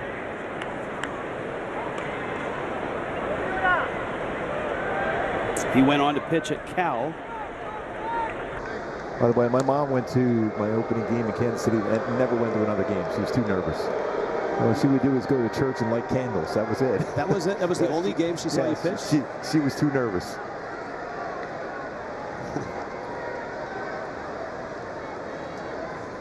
How much do you remember from your debut? We showed a shot there of you and your numbers in that debut. What do you remember from that game? Well, Burt Blyleven was on the other side for Cleveland, and he dealt. And I remember my first strikeout was against Pat Tabler. So I do remember that. And I remind him of that often every time I see him, because we became teammates. Ground ball, Harrison. That's Chapman making the turn, and he makes it nicely.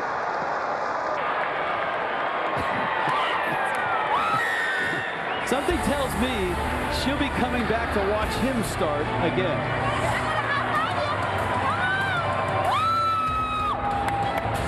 How the Angels got here with all the moves they made. They have Meet Justin Upton. He's watching MLB Network. Again, the lineup got deeper. Because that's what baseball fans do. They're deep. They're deep. Jim, now that you're an analyst at MLB Network, do you find that your days are easier?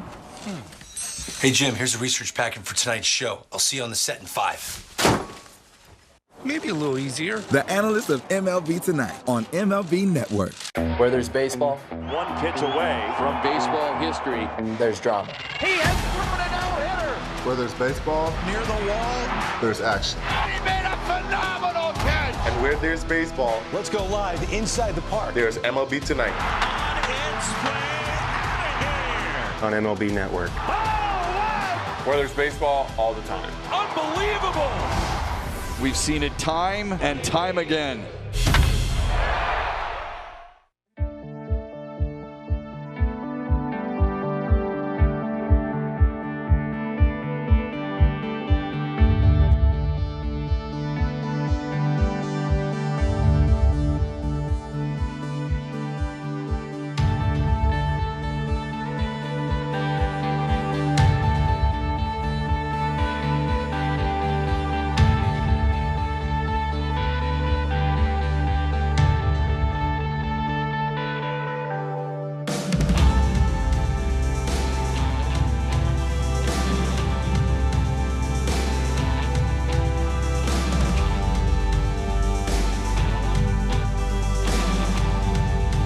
an extreme shift.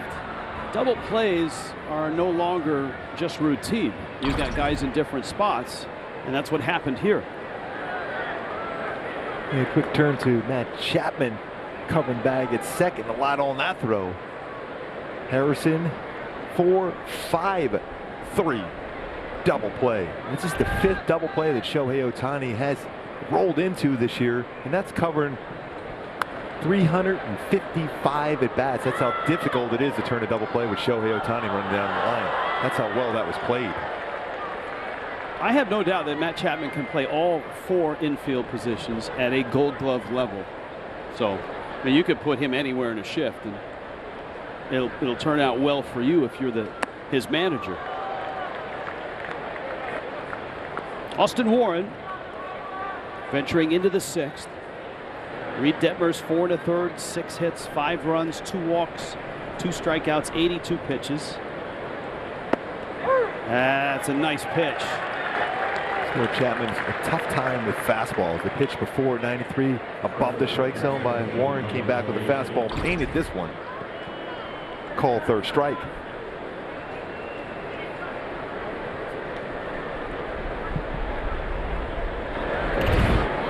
Here comes Andrus.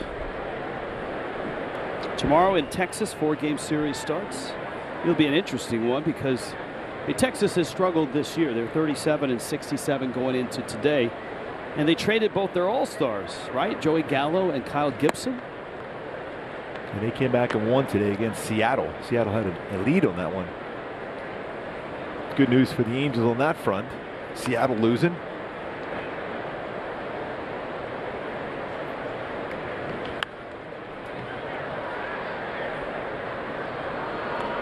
It's a 4-gamer, and certainly for the Angels, they have been the best in Major League Baseball at beating teams under the 500 mark, and Texas is way under the 500 mark.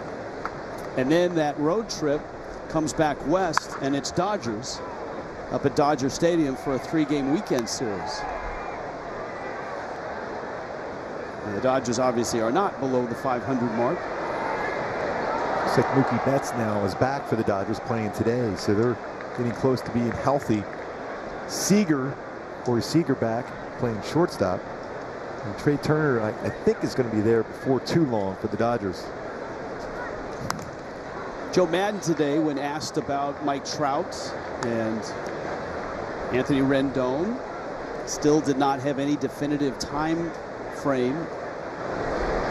He did say, and this is good news, Jared Walsh is progressing well, and every time he goes out and swings and works on things, he feels better and better. So that's a good sign that the Angels hopefully will have their first baseman back in a week or so. And you see him walk around with his bat, and he's doing more baseball activities, so he's getting closer.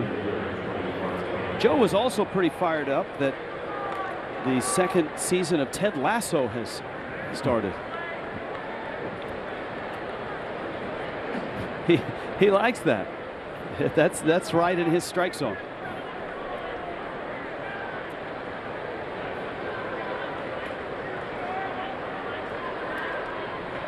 That's one of the great things about a Joe Madden media session is there's a lot of subjects that he can handle and a lot of subjects that he likes. And it's been fun to listen to him talk about bringing in a kid for his Major League debut, because he's had to do that certainly in Tampa Bay a lot with the Cubs, and he had to do it again today, and he always has the same thing. He says, look, I just tell him, be who you are. Don't overthink it. Just go out and play. I love how he says, I just stay out of the way. I trust my veterans on the pitching staff and the position players just to say a few words of encouragement and let him be ready to take the mound today. I think today he said, he said this probably goes to any business or sport. Just get out of the way. Don't get out of the player, employee, performer's way.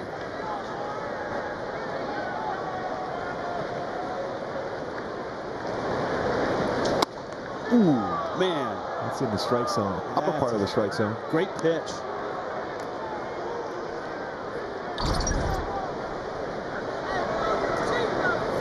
Especially as an umpire, you're seeing that rate at you as a home plate umpire, and you're seeing the strike zone, and it gets there with a cutter.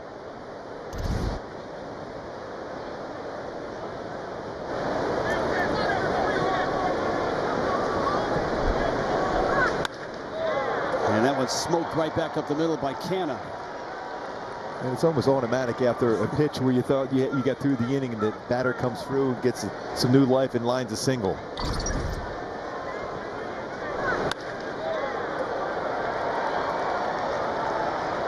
And Austin Warren, a couple strikeouts here in the inning, gives up a hit, and he's on his way out. Top 6, 2 outs, 6-3, Oakland.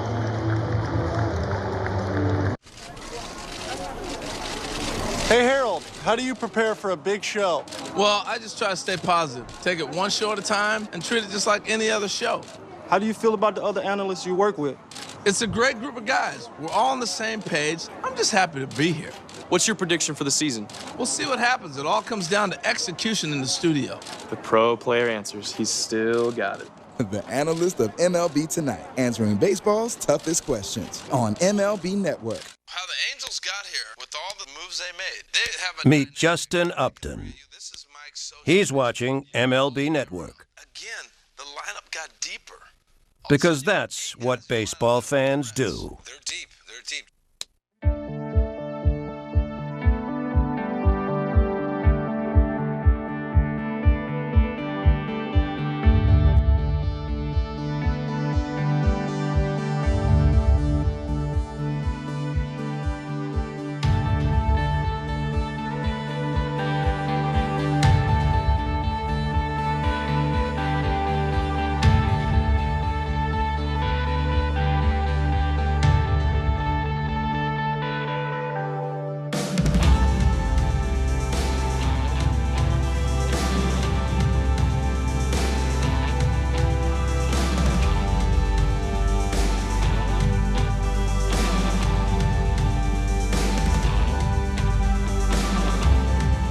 Faces in new places. Chris Bryant now a Giant, and that's a way to get the hometown fans on your side. Big home run in that game against Houston. Storylines: Joey Votto's streak of 7 straight ended yesterday with a line drive that hit near the top of the wall, and he goes 7 straight with a home run, 1 shy of the major league record. Anthony Rizzo, first 2 games, home runs in each game. Fernando Tatis on the IL with a shoulder injury for the 3rd time this year. And the Angels and their fans get their first look at Sam Selman, who was a Giant and pitched in the big leagues with the Giants. And a lefty out of the pen facing Starling Marte. Selman, who this year made 7 appearances out of the Giants bullpen. 41 total over the last 3 seasons, or 2.5 seasons.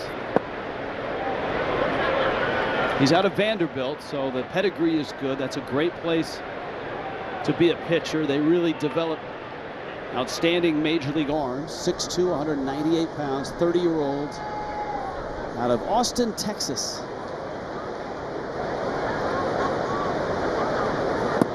His fastball is 89-93 range. He'll also throw a slider.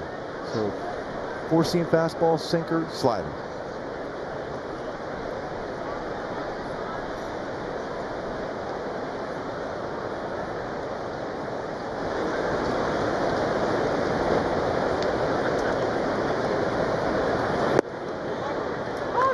And a strike.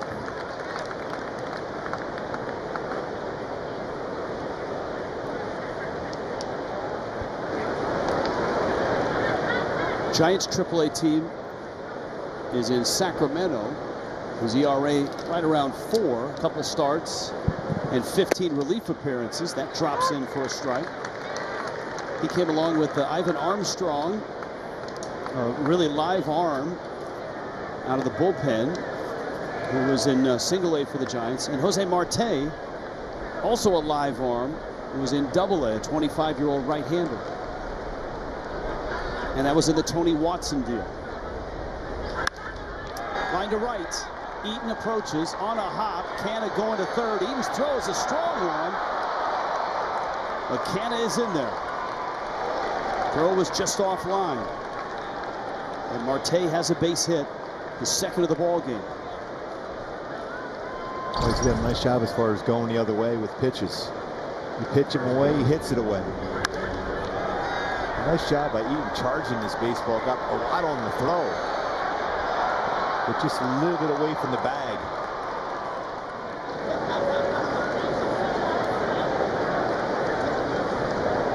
Big batter here now for Selman against Olsen. Try to keep this a close game. Olsen hurt the Angels in the third. Hurt Reid Detmers in the third. With a 3-run homer that got out in a hurry off the top of the wall in right center. It was hit in a low trajectory. It really didn't give Marsh time to get there and make a really good leap for it.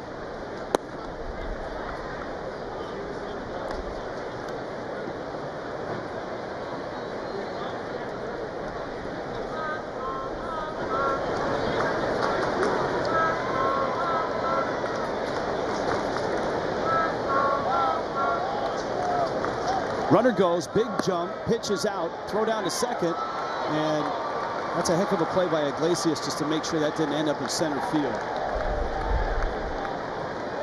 Really surprised. I thought that was going to come into play with 2 strikes at some point. Against Olsen, we're trying to draw the throw, and Cannon going home on the throw to second, but did not attempt to go. It's his 3rd stolen base today. Iglesias is trying to catch that baseball and look up to see if Cannon would go. Angels are just going to intentionally walk Olsen now.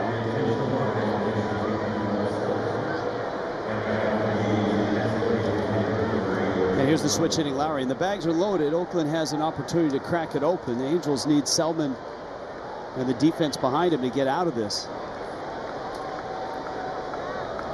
Top 6. Lowry has singled in 3 trips.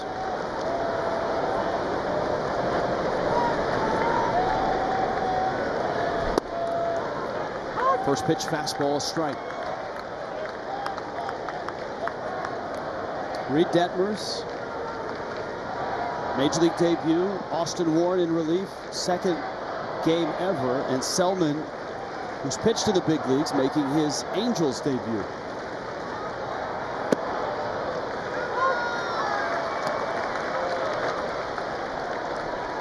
Well, you get through this one, no damage done. You have huge momentum going on your side, on the offensive side.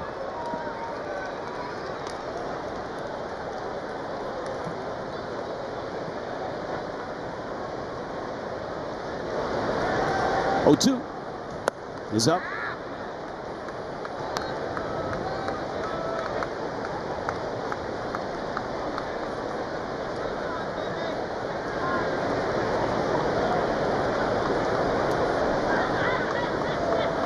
He was originally an Angels draft pick, Selman was, out of high school, but didn't sign. He went to Vanderbilt.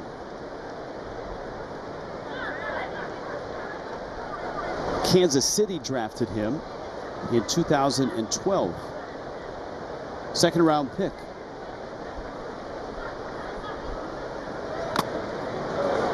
Lowry bounces that off of Stassi. Just before that pitch was thrown out of the stretch, Selman, we saw Canna running down the line. He had to step off. Well, Canna's want to do that. He's a guy that will try to get under your skin, whether he's at the plate or on the bases.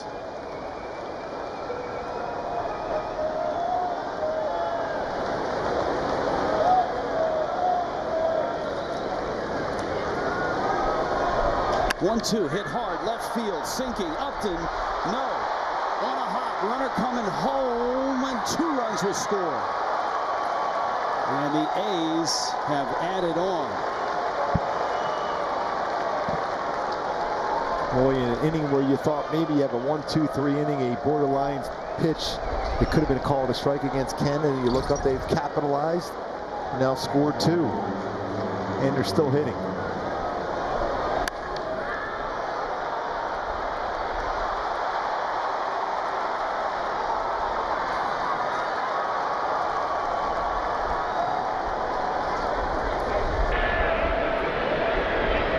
So 2 runs here in the 6th. 8-3 now.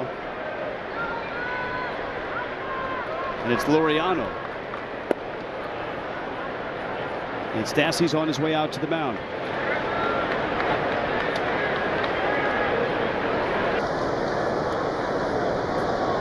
Oakland now with 10 hits. Angels have 3 runs, 3 hits. Stassi's 2-run home run, the big blow. And you're right, you go back to the Canna at bat. Warren had struck out the first 2 hitters. It felt like, it looked like. And on the strike box, it was a strike. That would have been strike 3. It would have been a 1-2-3 inning. And Selman hits Laureano.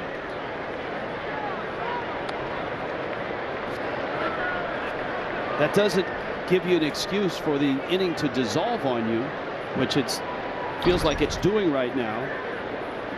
Because Canna got a hit. Selman came in. Marte got a hit. Stole a bag. Olsen was intentionally walked. Lowry drives in 2 with his hit. And now Laureano takes one off the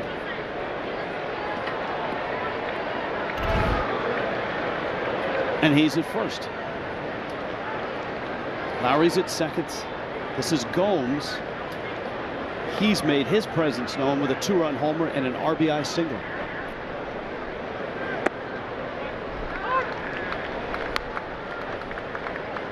Mark, you talked about momentum, getting out of this inning, getting back to the dugout, keeping it at 6-3, and now it feels like that momentum has just slid right across the diamond. That one almost hit Gomes.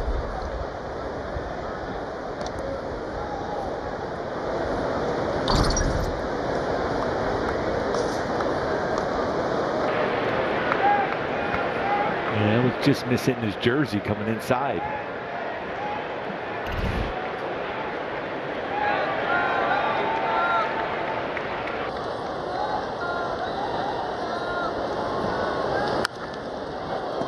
Some good feet down the third base line. Mark Kotsay was a terrific major league player. Still has some good moves.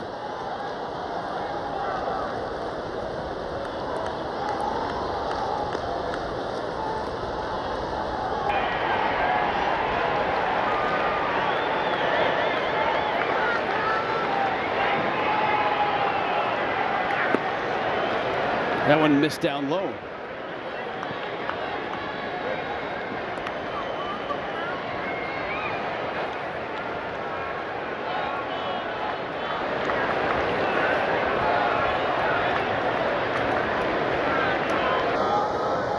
Long top of the 6th. Selman trying to end it. Gomes trying to extend it. And the 2-2. Little jam shot, and it's caught there. Vice backing up. But the Athletics add 2 more, and it's 8-3. Wake up for a full day of baseball on MLB Central, featuring an all-star lineup of hosts and a colorful cast of guests all season. The fun never stops on MLB Central. Weekday mornings 10 Eastern, only on MLB Network. Cliff, how do you know how much bling to wear before each game? What bling you wear during the game is a very important decision. You want to wear enough so you look good, but not too much where it slows you down on the base pass. Some diamonds are always nice, but on a sunny day, the reflection can get in your eye and make you miss a play. Thanks, Cliff. Very informative. The analyst of MLB Tonight, answering baseball's toughest questions, only on MLB Network.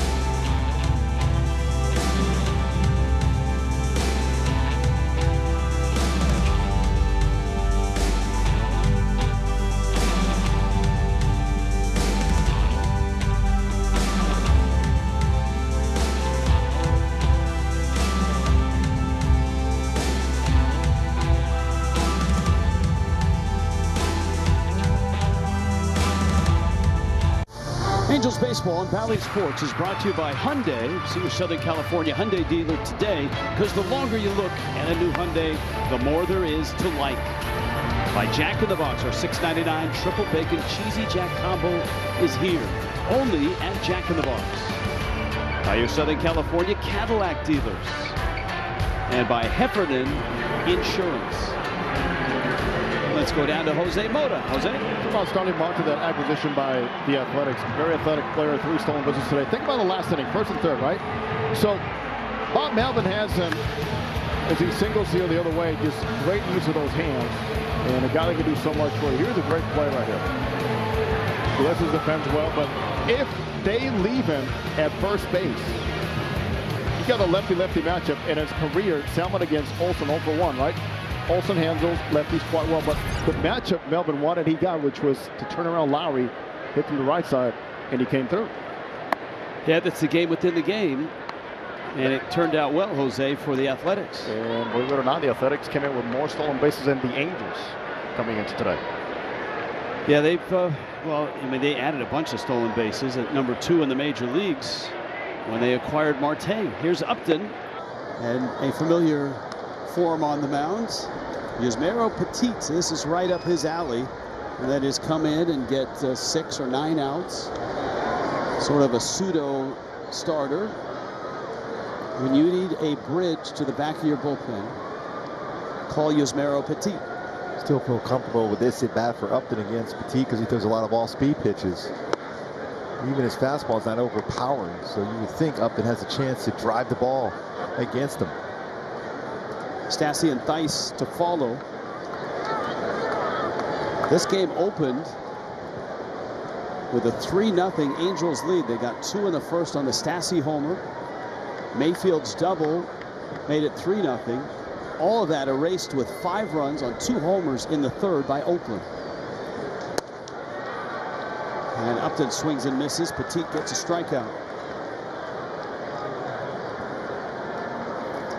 Arco top-tier play. It has to be Stassi. And this is 2nd inning. So impressive to stay back on a break ball like that.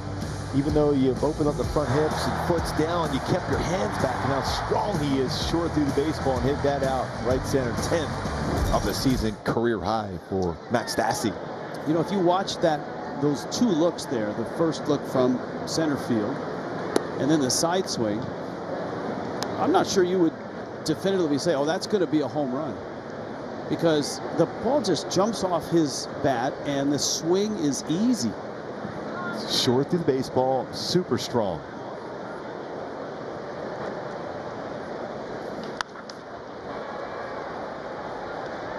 Elvis Andrus. And Petit has the first 2 outs quickly here in the 6th inning. Here comes Matt Theis. We dropped in and saw that Chris Bryant home run. San Francisco 5-2 over Houston. Here at the Big A, finale of the homestand and of this 4-game Oakland series, on to Texas tomorrow. Angels and Texas, 5 o'clock start, 4:30 for Angels Live tomorrow.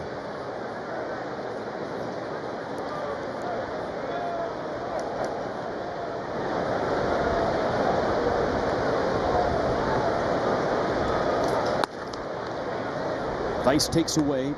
He's lined out and bounced out both times to Matt Olson at first. Angels have yet to announce their starter for tomorrow. And if you missed earlier, we talked about Shohei Ohtani. Joe Madden saying Ohtani would start. If he does start in the Texas series, it would be at the end. And if he doesn't start there, then he'll probably start at the beginning of the Dodgers series. And with a National League game, you don't have the designated hitter. That seems to be an option I think Joe Madden is kind of leaning towards. Going to his ballpark, you lose your designated hitter. You know, we've seen Shohei play some outfield in days he pitches to keep his bat in the lineup. Price off the end of the bat, cues it out. Andrus in the shift, flips to first. And Yusmeiro Petit goes 1-2-3 through the Angels in the 6th. Behold the Tree Dasher by Allbirds. The planet's first proper running shoe, made from natural materials like, well, trees. Mile after mile after mile. The Tree Dasher keeps your feet going while reducing your carbon footprint. Break a sweat, not the planet. Allbirds. Nerds! Have new money goals? NerdWallet can help you find the credit card to make them happen. Want to earn enough points for a weekend of fancy camping? We have options for that. Maybe have a better credit card than your older sister. We have comparison tools for that. Or find a card that lets you donate your cash back to food banks. We have tips for that too. From low rates to the best rewards, easily discover and compare the smartest credit cards. For all your money questions, turn to the nerds.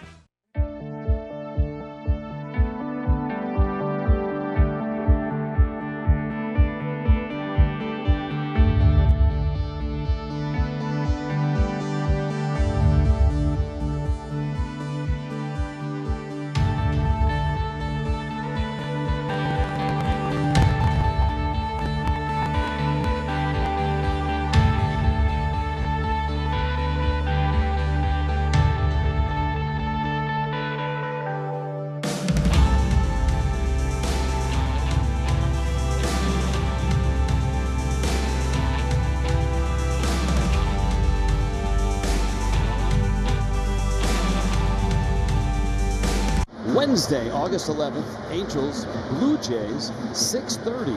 And on that Wednesday night, first 14,000 fans will get an Ohtani shirt, courtesy of Gung Ho Online Entertainment.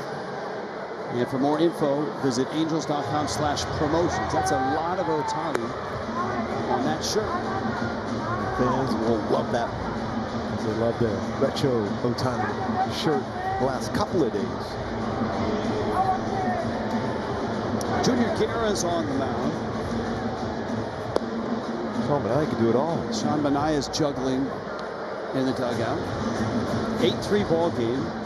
Top of the 7th.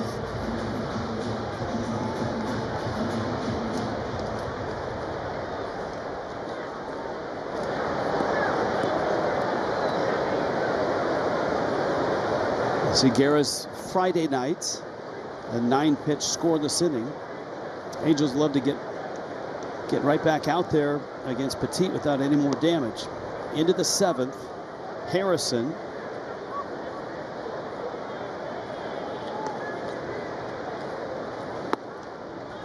A strike. I had mentioned earlier that University of Cincinnati produced Kevin Youkilis, who was known in the movie Moneyball and when the A's were scouting him as the Greek god of walks for his great on-base percentage. Ground ball, Tice has it, spins, nice play, and Guerra is there. Kevin Youkilis has opened up a microbrewery in the San Jose area, and he calls it the Greek god of hops. So there you go.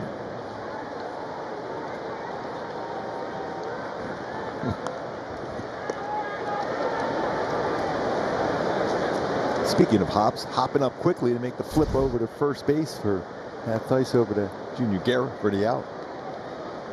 Chapman now.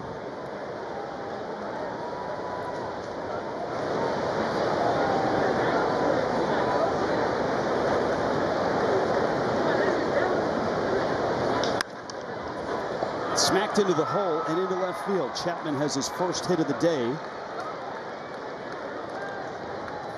A quick word from Hyundai.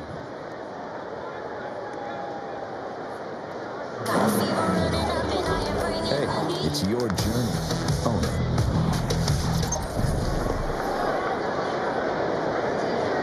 Here at the Big A, Angels a quick 3-0 lead. It's been all Oakland since.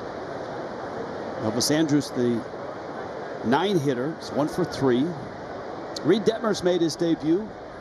4 1/3. He looked good early and then that third inning got away from him. 2 home runs, a 3-run shot by Olsen, 2-run homer by the newly acquired Yan Gomes. And Oakland, who has had the Angels number, I mean, they are 11-4 against the Angels this year.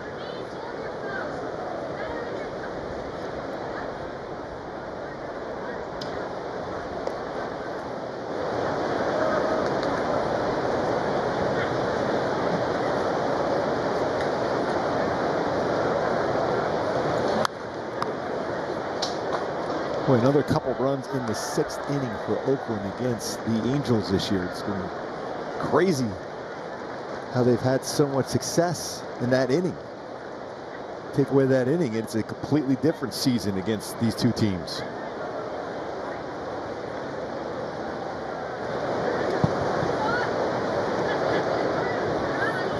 It's 23-4.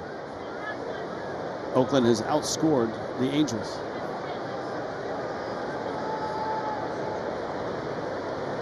That is incredible in that one inning, the 6th inning. And does that, to you, what does that say? Does that say middle relief? It's been the majority of that, and they've had some help along the way, whether it's a couple walks or a couple things go against you. But they've capitalized on extra outs and free passes and scored a ton in the 6th inning.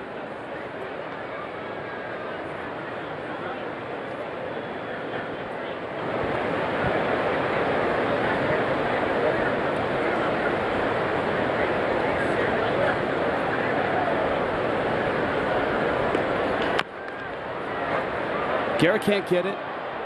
Mayfield can. That's a nice play.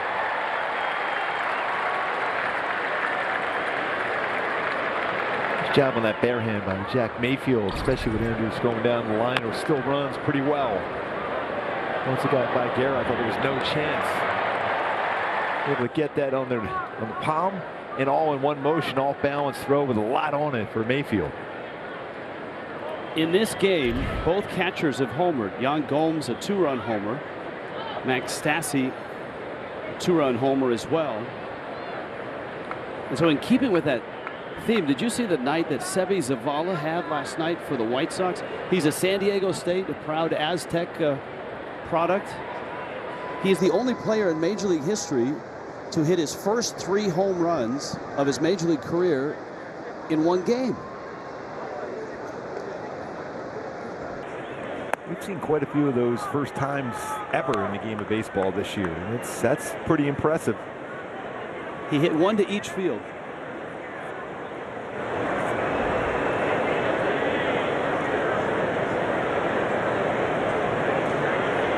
Canna.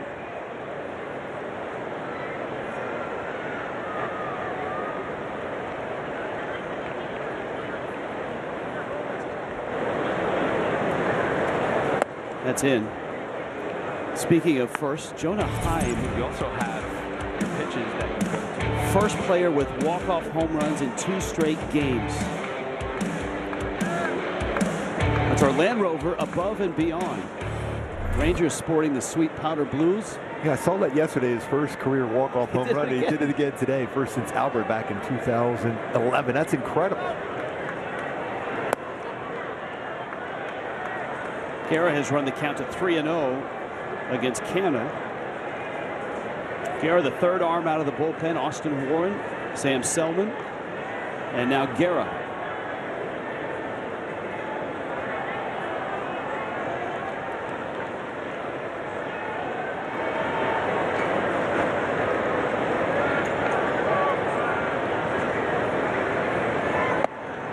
Speaking of the Rangers, the guy they traded away to the Phillies made his Phillies debut, Kyle Gibson. And he was outstanding.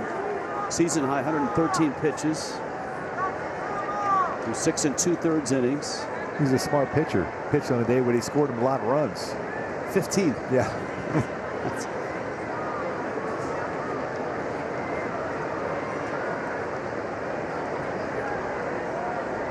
I remember I had an old bullpen coach saying that sometimes it's not how well you pitch, it's when you pitch. Pick up a W.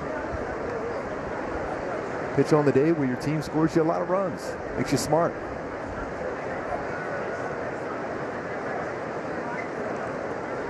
3-1 to Canna. Fouled at the plate.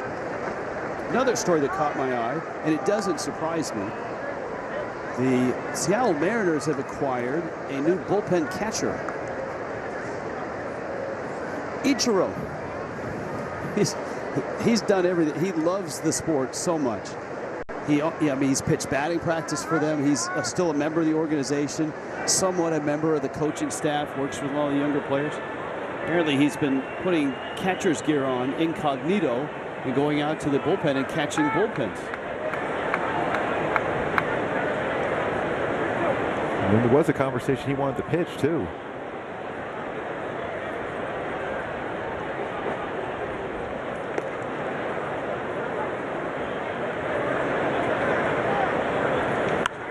Canna pops that one back.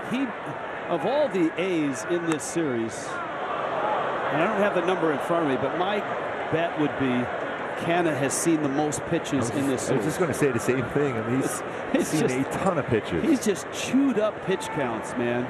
Foul ball after foul ball. He did it early in this game with Detmers, whose pitch count was really high through 4 innings. He's hitting 257, but his on-base percentage coming in the game 381.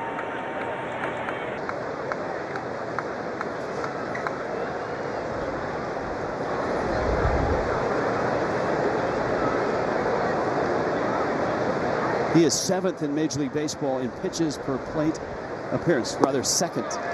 And you know what? Garrett finally gets him and strikes him out. 8-3, Oakland on top. Nerds. Have new money goals? NerdWallet can help you find the mortgage lender to make them happen. Like getting a low rate on a downtown loft? We can help find the right lender. Or move out of the city since you're virtual now? We can find you loans for that. Want to refinance your home, free up cash, and redo your kitchen/home office? Yup, we've got tips for that too. Whether you refi or buy, easily discover and compare the smartest mortgage lenders. For all your money questions, turn to the nerds.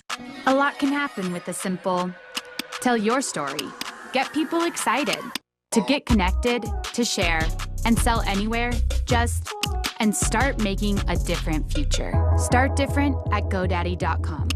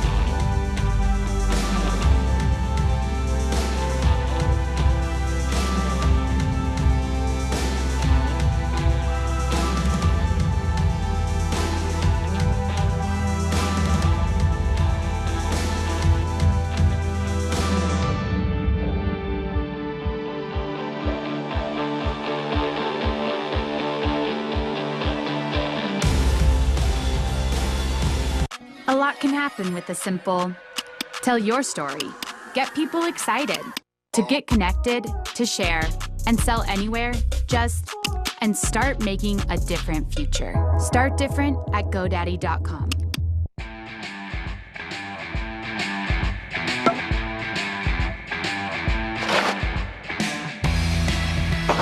It's time for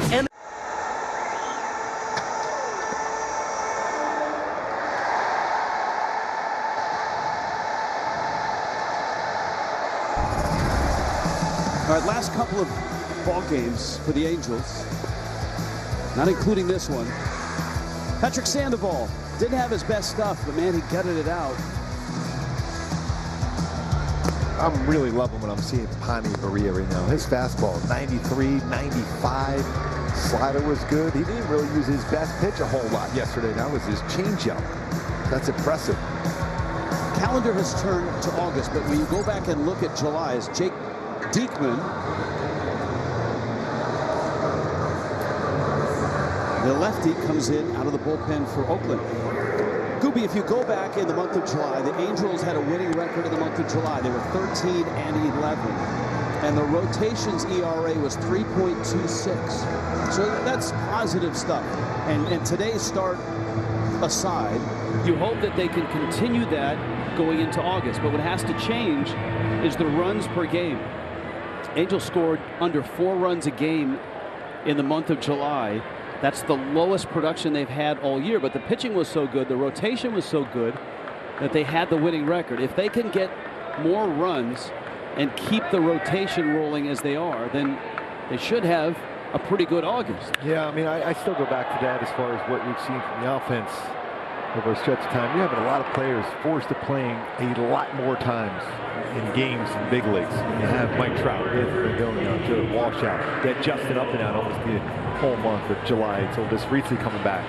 A lot of pressure on the other players that normally be playing once or twice a week. They have done an incredible job in doing some special things. You're seeing all of a sudden those bat speed may be getting a little bit slower because all the at-bats are accumulating over this stretch of time. And we touched on that with Rendon out as far as what it means for infielders. Mayfield is no longer your utility guy that can spell, Fletch or Iglesias for a day off. Again, Wong here now, so he'll probably get an opportunity to play a couple different infield positions. Marsh has walked and struck out. Facing Detmers. We're still going back to Reid Detmers today. There's a lot to like about him. There's the execution of some pitches. Stuff is there. Stuff is there. I'm not concerned about him. I think going forward, it's a game he'll build on and learn from. And he's going to get better and better. So the stuff is there for him. Marsh takes a strike. Speaking of young prospects, as Marsh has arrived, Detmers has arrived. And I think we're starting to, keep our eye on Joe Adell now and see where he is and what he's up to. He is homered again today, number 23. Salt Lake City still in Albuquerque. And that is crazy power. That's a fastball down and in. He hits it that far in center.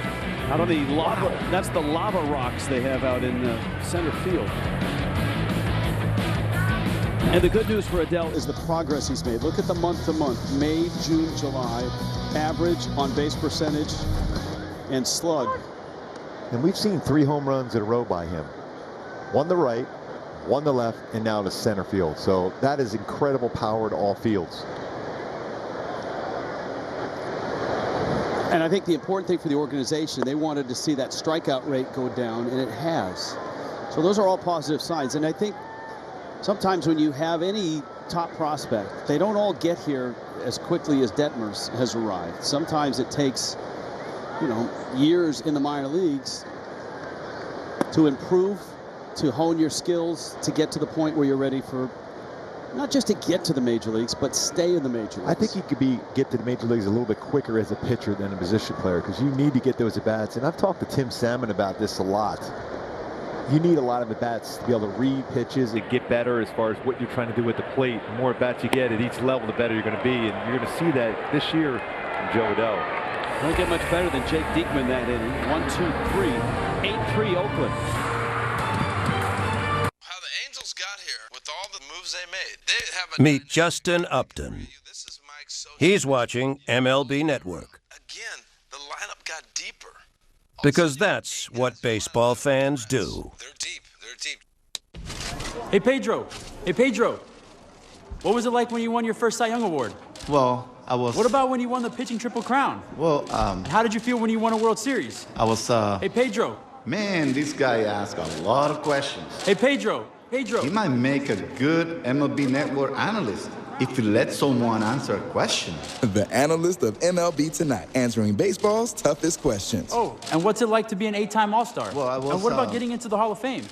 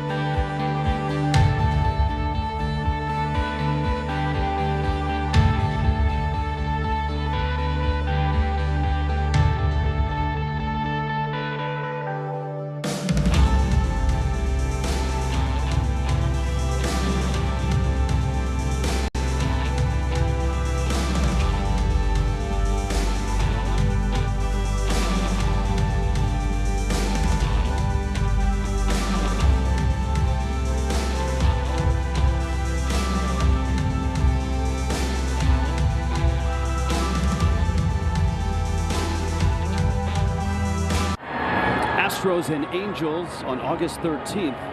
And on a Friday, first 14,000 fans will get a Hawaiian shirt courtesy of Interactive Mortgage. Visit angels.com/promotions for more details.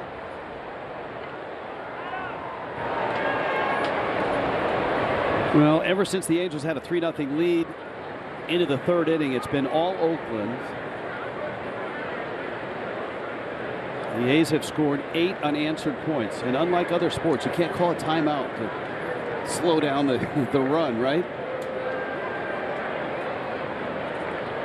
Starling Marte, a couple of hits, busted bat, and over the head of Fletcher. Marte is aboard. Another hit to right field for Marte today. 3 hits and a walk. Now a stolen base threat. Already 3 stolen bases on the afternoon. He could be, and I know we're only a few days away from it, he could be one of the better trades of the trading deadline in terms of impact on a team. With Oakland needing an infusion of energy and offense, the A's have starting pitching, they've got bullpen. Their offense relies a lot on the home run, and a guy like Marte allows Bob Melvin's team to score runs or manufacture runs in a different fashion. And I think you're seeing the same thing in New York with Anthony Rizzo, what he has infused into their club already. He's got the power, but also the at-bats, and he's very, very good defender at first base. Olsen, 3-run homer, has been hit by a pitch, was intentionally walked, and struck out.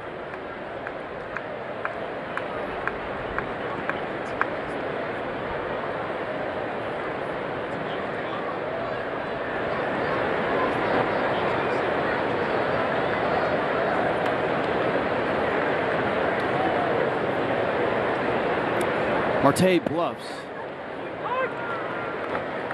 and there's a strike.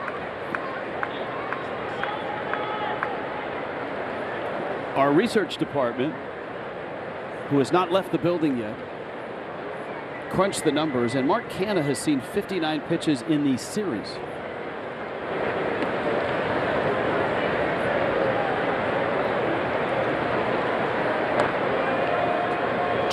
Four of those today. Feels like half of them were that first couple of bats against Detmers.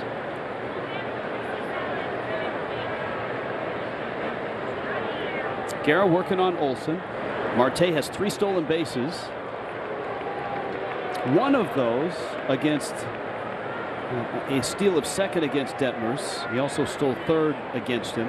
But the steal of first, he broke, and Detmers had the throw to first and had him picked. But Matt Theist, trying to get him at second, threw it right into the back of Marte, and he got the stolen base.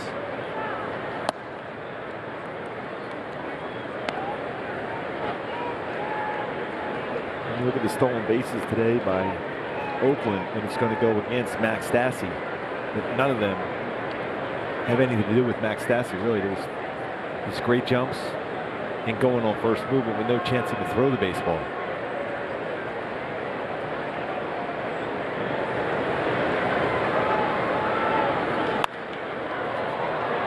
Olsen puts it up in the left center field sun, and Upton is there to make the catch. All right, so the calendar has turned. We talked about what has to happen for the Angels to have a good August. The starting pitching has to keep going, and they have to figure out a way to score more runs. Here's the schedule as it starts the month. 4 in Texas, and then 3 in Los Angeles. That Blue Jays series, the 10th, is a doubleheader, a couple of 7-inning games. So that's a 4-game series against Toronto. Those are good teams once you hit the Dodgers. And then the Astros come in on that homestand. You really have to get the offense going when you're facing the Dodgers, the Jays, and the Astros, because they could score some runs. Yes. And Texas offensively has been struggling this year. And now without Joey Gallo in there, it's a little even more different for them. But those other 3 teams can score some runs if you make mistakes on the mound. So you've got to have that capability as an offense to respond when the opponent scores. First 3 Texas games are all 5 o'clock starts. They're all here on Bally Sports. And Next Thursday, is an 11:05 start. That's kind of a getaway day to come back to the West Coast, but not here to Dodger Stadium for that 3-game Dodger series, which is a 7:10 start starting on Friday, 6:10 on Saturday, and 1 o'clock on Sunday.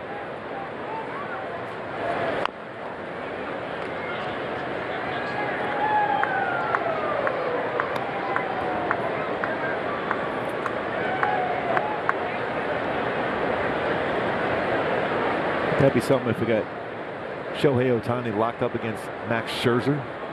That's right. Saw that in the All-Star game, although at that point Shohei was hitting against him, and he will get a chance to hit against him again.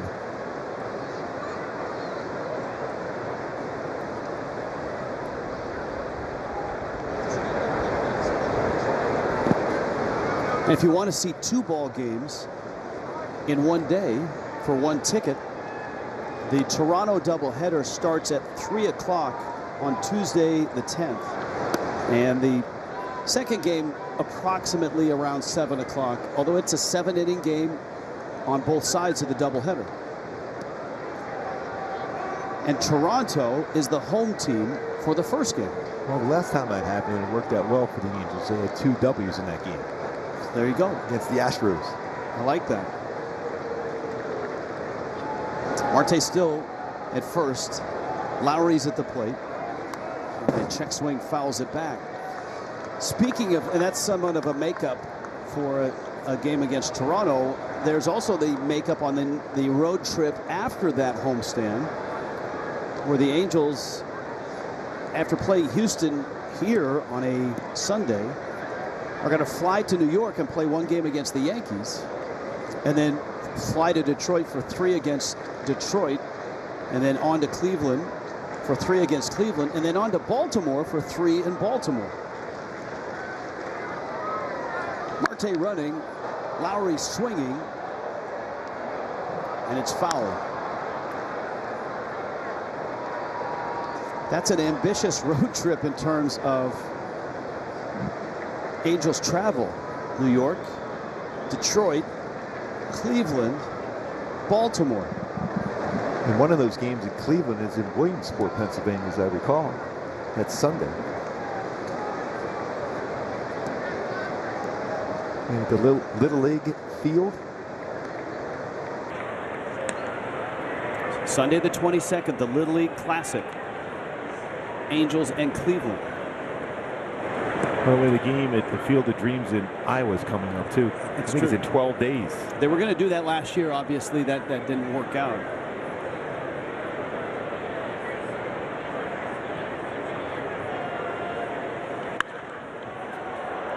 In the left, Upton is there and towards the line, makes the catch. Marte has to return. Have you ever been, I believe it's Dyersville, Iowa. Have you ever been back there to the cornfield? No. It's on the bucket list for sure. That is my favorite baseball movie. There's a lot of good ones, but that's my favorite one. Which is the part that tugs at you the most? Is it having a catch? Yes. With his dad? Yep. Every time. This is the names you're hearing that came out of the cornfield to play baseball at that time too. James Earl Jones' speech, phenomenal. By the way, Kevin Costner has pretty good delivery on his pitches too. Well, he fooled around at Fullerton, right? Yes. He knows a little bit about baseball, even for the love of the game with our very own Jose Mota preserving the perfect game. The ground ball up the middle. Jose, were you offered a part in the next movie that Costner made out of your sterling performance? I turned it down. It was about cowboys, so I didn't want to really mess up the role. Yeah, I don't know though. You would have made a good cowboy. The King of Soul, maybe a good 70s cowboy. What do you think? There you go.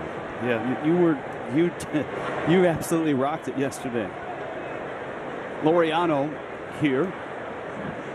I like the the team that I was involved with played on a military base against the Atlanta Braves. That was a really cool experience for the organization and for the players themselves.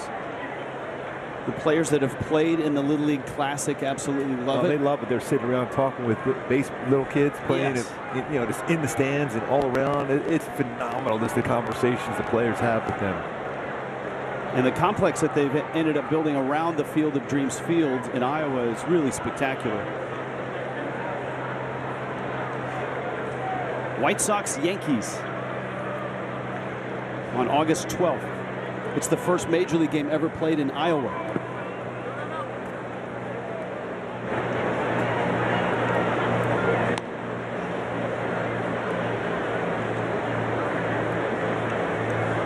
And they have to, like, right, when they introduce the starting lineups, they have to come out of the cornfield. There's got to be some way to just let, you know, here comes your starting lineup. Giancarlo Stanton out of the cornfields. Anthony Rizzo out of the cornfield. Yes.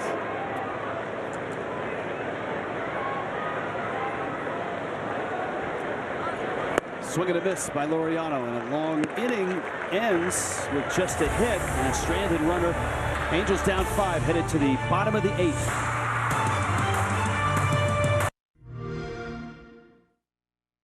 Pardon the interruption to your scheduled content. I've been asked to apologize for changing the game. Apparently, I've been breaking the unwritten rules of baseball.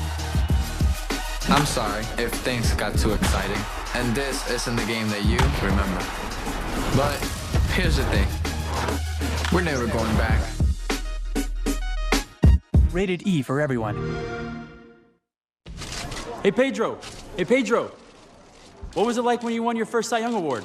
Well, I was... What about when you won the pitching Triple Crown? Well, How did you feel when you won a World Series? I was, Hey, Pedro. Man, this guy asked a lot of questions. Hey, Pedro. Pedro. He might make a good MLB Network analyst if he lets someone answer a question. The analyst of MLB Tonight, answering baseball's toughest questions. Oh, and what's it like to be an 8-time All-Star? Well, I was, and what about getting into the Hall of Fame?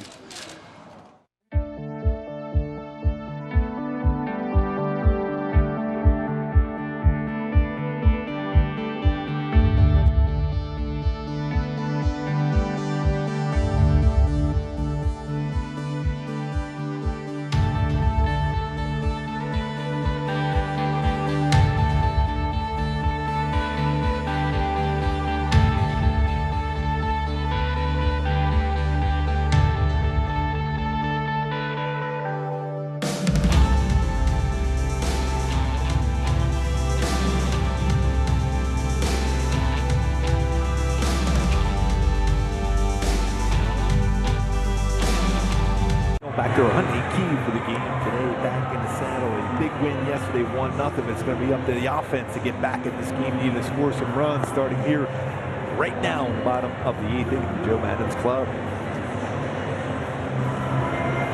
On a Sunday, Andrew Chafin makes his second appearance in this series. Chafin came on, pitched well, as he usually does. You look at the whip, the ERA, acquired Monday from the Cubs. The Cubs traded almost every veteran that they had. I'm surprised they were playing the Nationals today. I'm surprised they had enough players to be able to play that game. Both teams made a number of huge trades.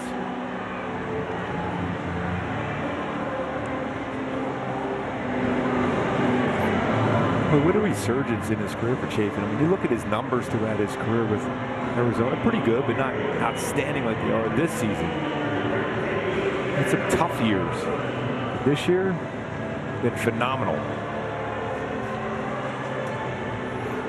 We showed yesterday the social media post by Chafin trying to find a boat to live on in the Bay Area. Obviously, Oakland by the Bay. There's a lot of space for a boat. This is Goslin getting the at-bat, and he lifts one in the air to right. And Laureano lost it. Harrison makes the catch. Not only difficult, but probably made it a little more difficult because you got a Harrison who just arrived. He was calling this baseball all the way through. Go down and wisely gets out of the way. Even though most times as an outfielder you're calling for it, you're the one that gets that baseball, but it's easier coming in on the baseball as compared to going back. But it was good communication between the new teammates.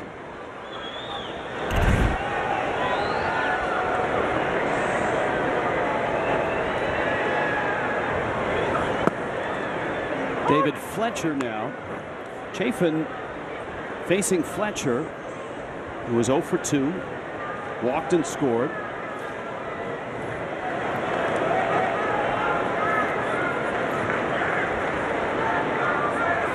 I asked the question, I wonder if Chafin lived on a boat in Chicago, and we did get a few tweets and messages that yes, he did. He had a boat in Chicago. It was an old one that he was working on. He took it out fishing a few times. But I think he lived in an RV when he was in Arizona. Well, I'm sure Joe Madden and him had some pretty good conversations about the RVs. That's right.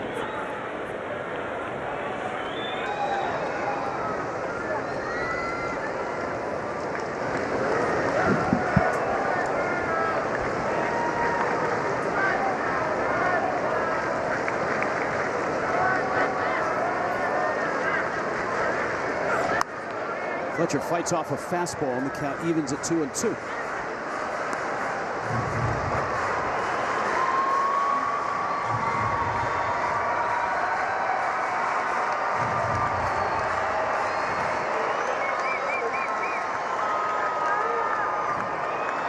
Two home runs changed the trajectory of this game. That in the 3rd inning. Pitches down low to Fletcher. Matt Olson's 3-run homer, and then 3 batters later, Jan Gomes' 2-run homer against Reid Detmers turned a 3-0 lead into a 5-3 deficit, and the A's have added on 3 more. Fletcher, Olson, not going to get it. That could be a base hit. Although Olson, with his reputation and his gold glove, not sure on that. Yeah, it would have been a tough play, a tough throw. Base hit. Would have been the right call. Yep.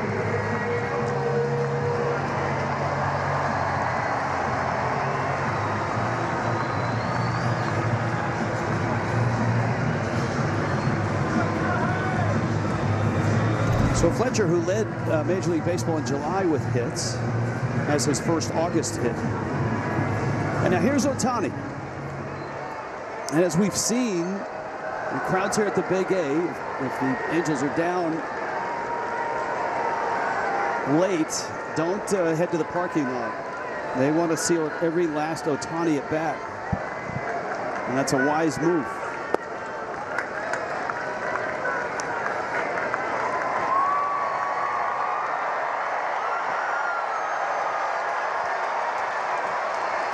.37 home runs.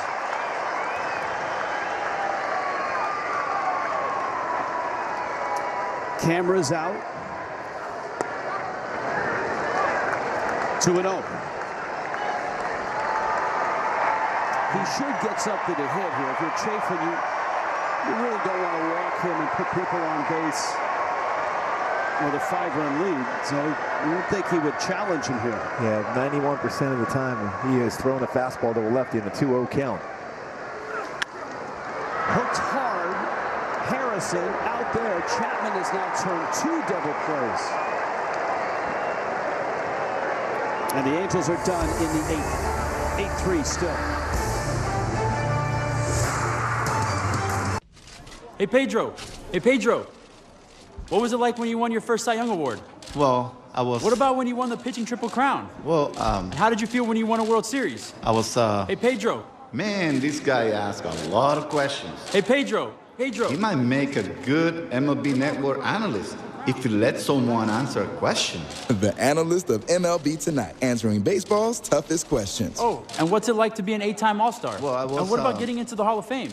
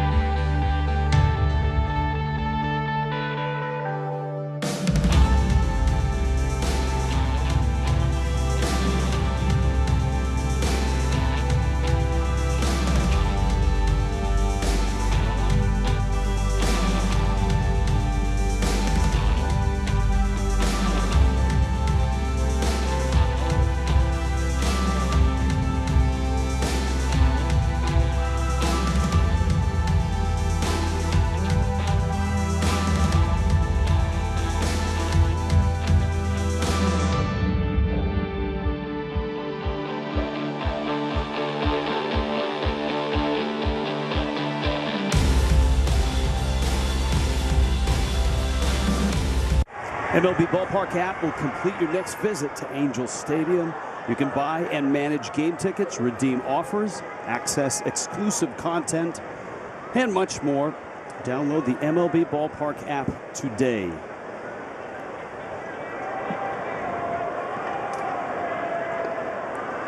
Pretty amazing to see Shohei Ohtani rolling the 2 double plays. First time that has happened in the same game.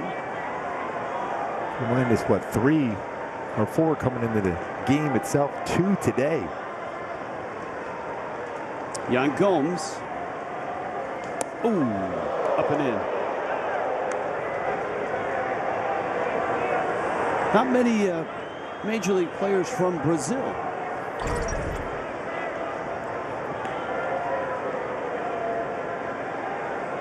Well, he ran that fastball way up and in.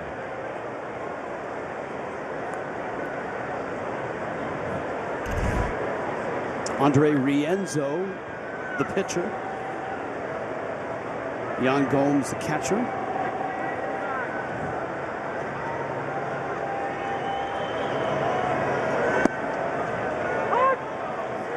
Brazil does have a Japanese population, and they do have players that go on and play in Japan.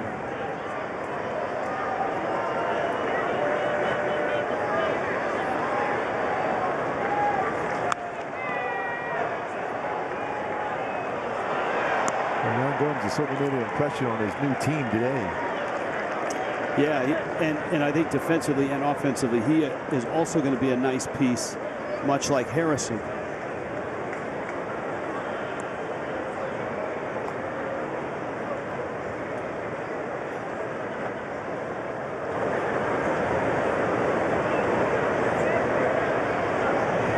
Guerra's gone 2 innings, 2 hits, no runs, and 2 strikeouts.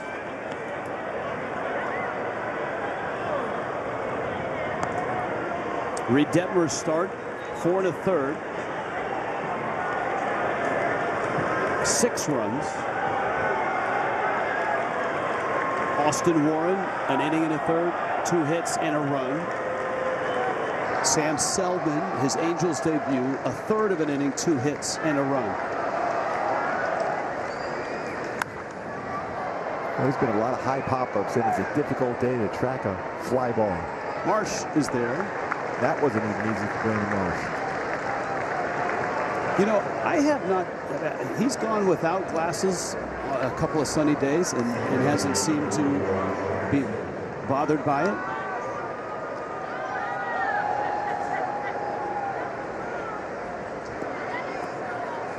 Harrison now.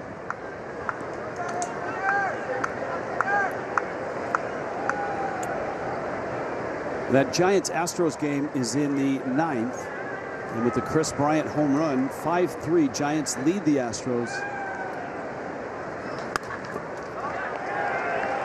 Harrison has a hit, his first as an Athletic. Dodgers shutting out Arizona 11-0. Padres 8-1 over the Rockies in the 8th. Dodgers in the 8th as well. Well, that Padres team, if they, depending on how Tatis Jr. responds with that shoulder, it's going to be huge for them going forward this season. Will he be back in the lineup for the Padres at any point this year? Such a dynamic player. It's tough for baseball with Acuna Jr. and Tatis Jr. out. You want to see the very best in the game playing. It's tough seeing those two injured right now.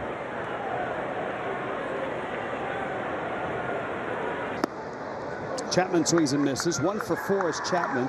Most of his action today has been at the back end of a shift on an Ohtani at bat. He's been the pivot man in a double play.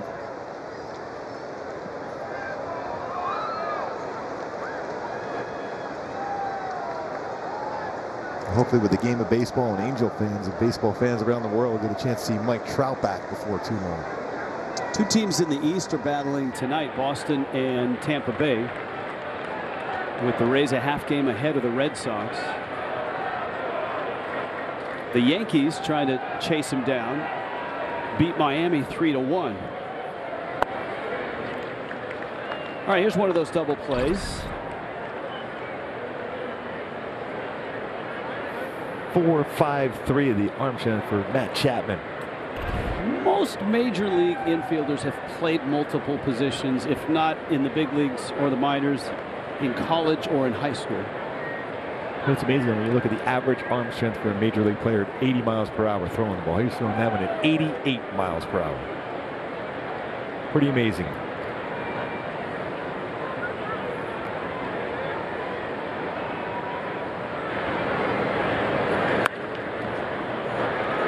That was a sort of a glancing blow for Theis and Harrison. They got tangled up at the start of that play. Theis got through it, sort of like a moving screen, and he made the catch. Here's Elvis Andrus. Upton, Stassi, and Theis will be the last chance for the Angels in the ninth.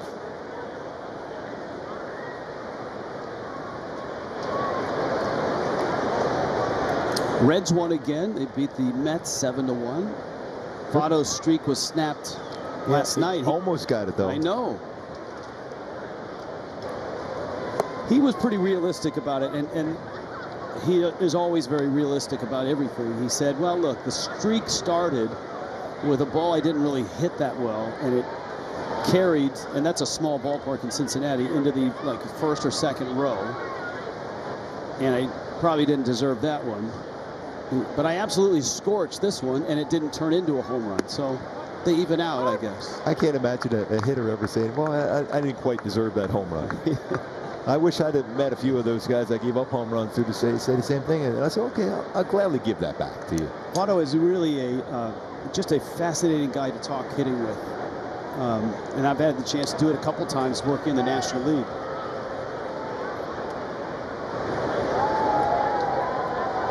I don't think he played today. I think they gave him a day off. He did. He did not play. You got to watch out for Cincinnati. They're only a few games back of San Diego for that second wild card. And Milwaukee has a 7-game lead in that division, but you're right. The Reds are creeping up on the wild card. Of course, Houston still leads the West in the American League. Oakland 5.5 games back. And Seattle 8.5 back. But of course, Houston is down right now. All right, nice work out of the pen by Guerra. Last swings for the Angels, 8-3 Oakland. Wake up for a full day of baseball on MLB Central, featuring an all-star lineup of hosts and a colorful cast of guests all season. The fun never stops on MLB Central. Weekday mornings 10 Eastern, only on MLB Network. Mike Trout. People know he's one of the greatest players this game's ever seen. Meet Mike Trout. Can run. He's watching MLB Network. He's one of the nicest people you're ever going to meet. Because that's what baseball fans do. And he's also got tremendous show hair with his hat off.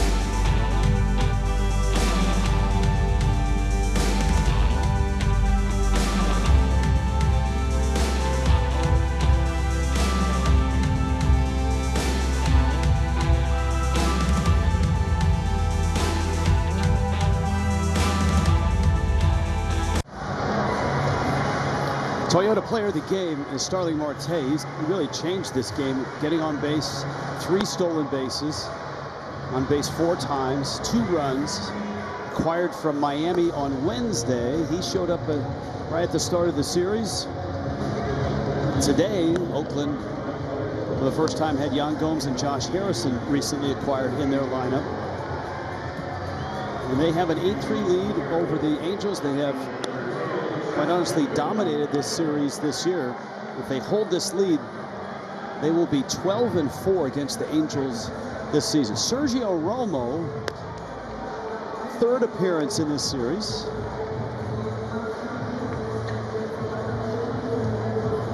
And he takes over. The start for the Athletics was going to be James Kaprelian, the local kid, but with some shoulder issue, he was scratched from the start. Daulton Jeffries, first-round draft pick of 2016, made the start. Only his second major league game ever. He went 5 innings. And then the bullpen of Yusmeiro Petit, Jake Diekman, Andrew Chafin. Very good. All scoreless innings. And here's Romo. Upton.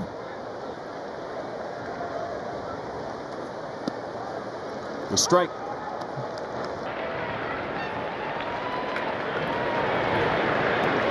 Wow. Fewest runs scored in a 4-game home series. 5 versus the Red Sox. Shut out twice. A run in a win last night, and 3 here.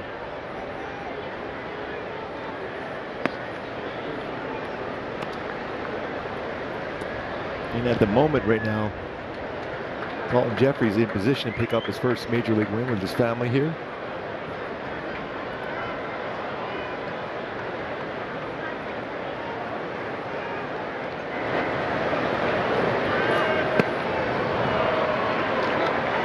Romo's breaking ball, always been a calling card of his. Varies the release point, varies the degree of break. Look at that. That's a great stat. How great Raisel Iglesias has been. And you've got Ohtani on that list. And he has 37 home runs. You got to add that one in there. Usually you add the stolen bases to it, right? It's still incredible what Shohei Ohtani has done this season. It will be nice to get him some help. Yes. It will be nice to have some of those bats back. I think the way Joe Madden put it a couple days ago, when they get the band back together. It sounded today like Jared Walsh would be the first band member back in on tour. That's still a huge bat. And those two together, between Ohtani and Walsh together, they were doing some serious damage. The 2 all-stars. They were carrying the offense, right? Fletcher was getting on base with the hits.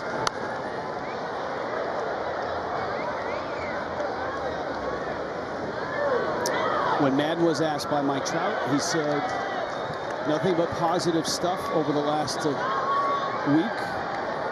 No setbacks. Still looking for baseball activities. That's when you know it's getting closer. And that's the same with Anthony Rendon. No baseball activities yet.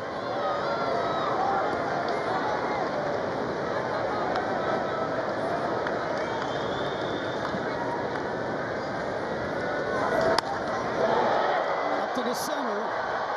Marte has it. And it's a first out of the 9th inning.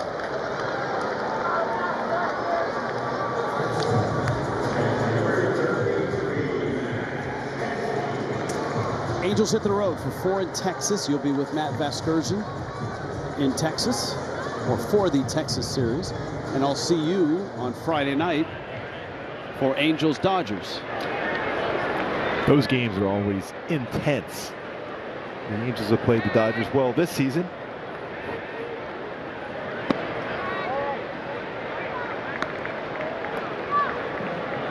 Stassi continues his real nice offensive run, a 2-run homer opposite field. Is flied to right and is bounced out. One of the best kept secrets in the American League is Max Stassi. He smacks that one in the gap left center.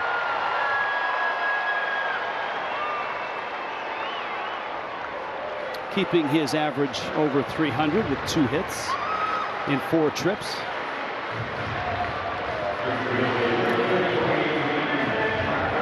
Here comes Theis.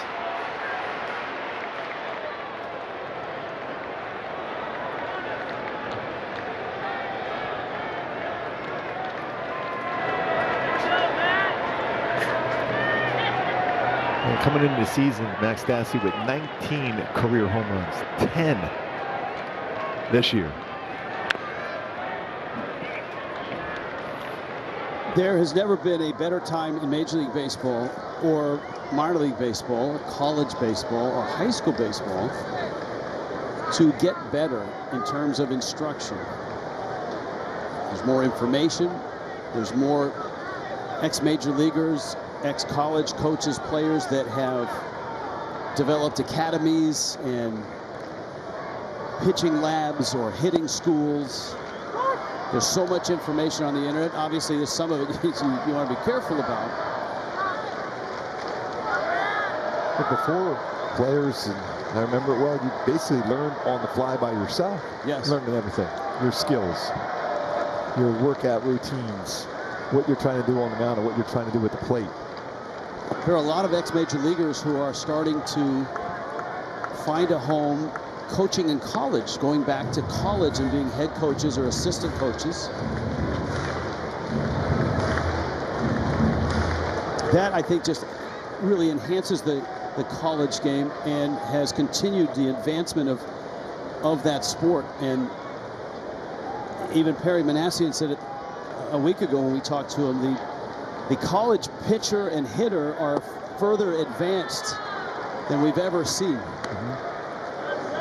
Theis swings and misses.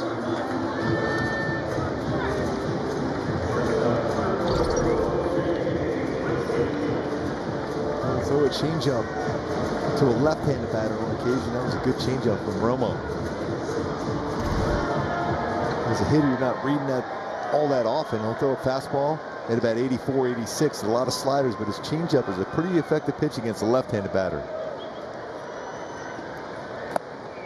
Fastball is up. Iglesias, one hit in the series, 0 for 3 in this ball game.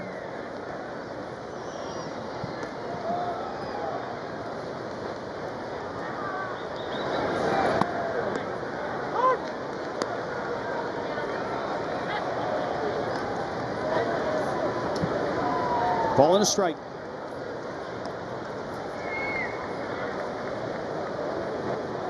Five o'clock game time tomorrow here on Bally Sports, 4:30 for Angels Live.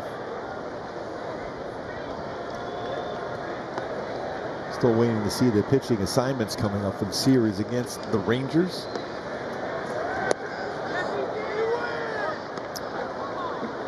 Some of you probably didn't catch us at the beginning of the show, and we even mentioned it in the middle, but it's worth noting again that Shohei Ohtani, who was going to pitch in this game, had his thumb hit by a foul ball that went into the dugout the other day. And then Joe Mann thought maybe early in the Texas series.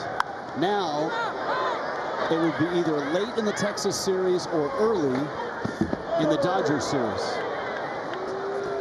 Gomes couldn't get to that one. So the next time Ohtani's on the mound will be either late Texas or early Dodger series. Yeah, I'm guessing either Thursday, Friday, or Saturday. And I think that's why the rotation is in flux right now.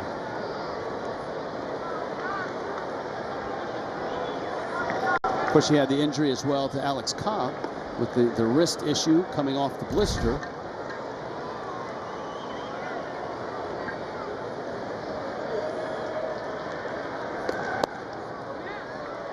Romo misses out. Iglesias. And the Angels down to their last strike here. Let's put some pressure on, get another base run on to create some traffic here.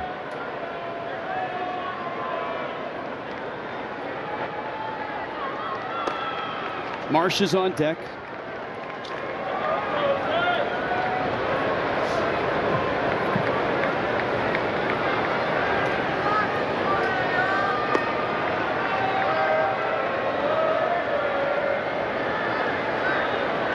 Runner on the move, and Iglesias cranks one foul.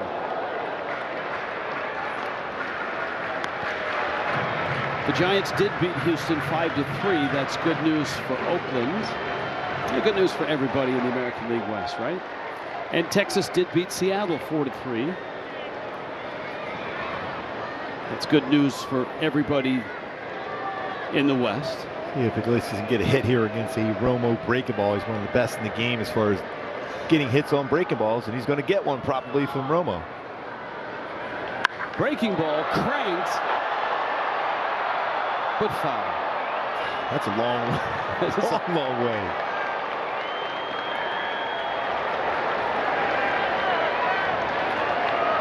Iggy, as Madden calls him, didn't really budge out of the box. He knew that was going foul. Yeah. Baseball was seared, just a little foul though. 418-foot foul home run.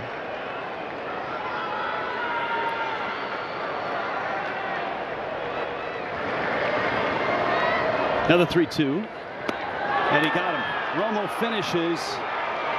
And Oakland wins this series 3-1 and continues their dominance of the Angels. Boy, it started out so good with 3 runs, a couple big swings there with the Angels, and you had Reid Detmers making his major league debut, was up 3-0, but Oakland came storming back. Man, also a 3-run home run. Marte with a big game for Oakland also. Well, Oakland now 12-4 against the Angels. And for Joe Madden's group, it's on the road and a 4-gamer in Texas and an opportunity there to get back on their feet and back over 500. Gooby, I'll see you Friday against the Dodgers. You got it. Angels Live is coming up.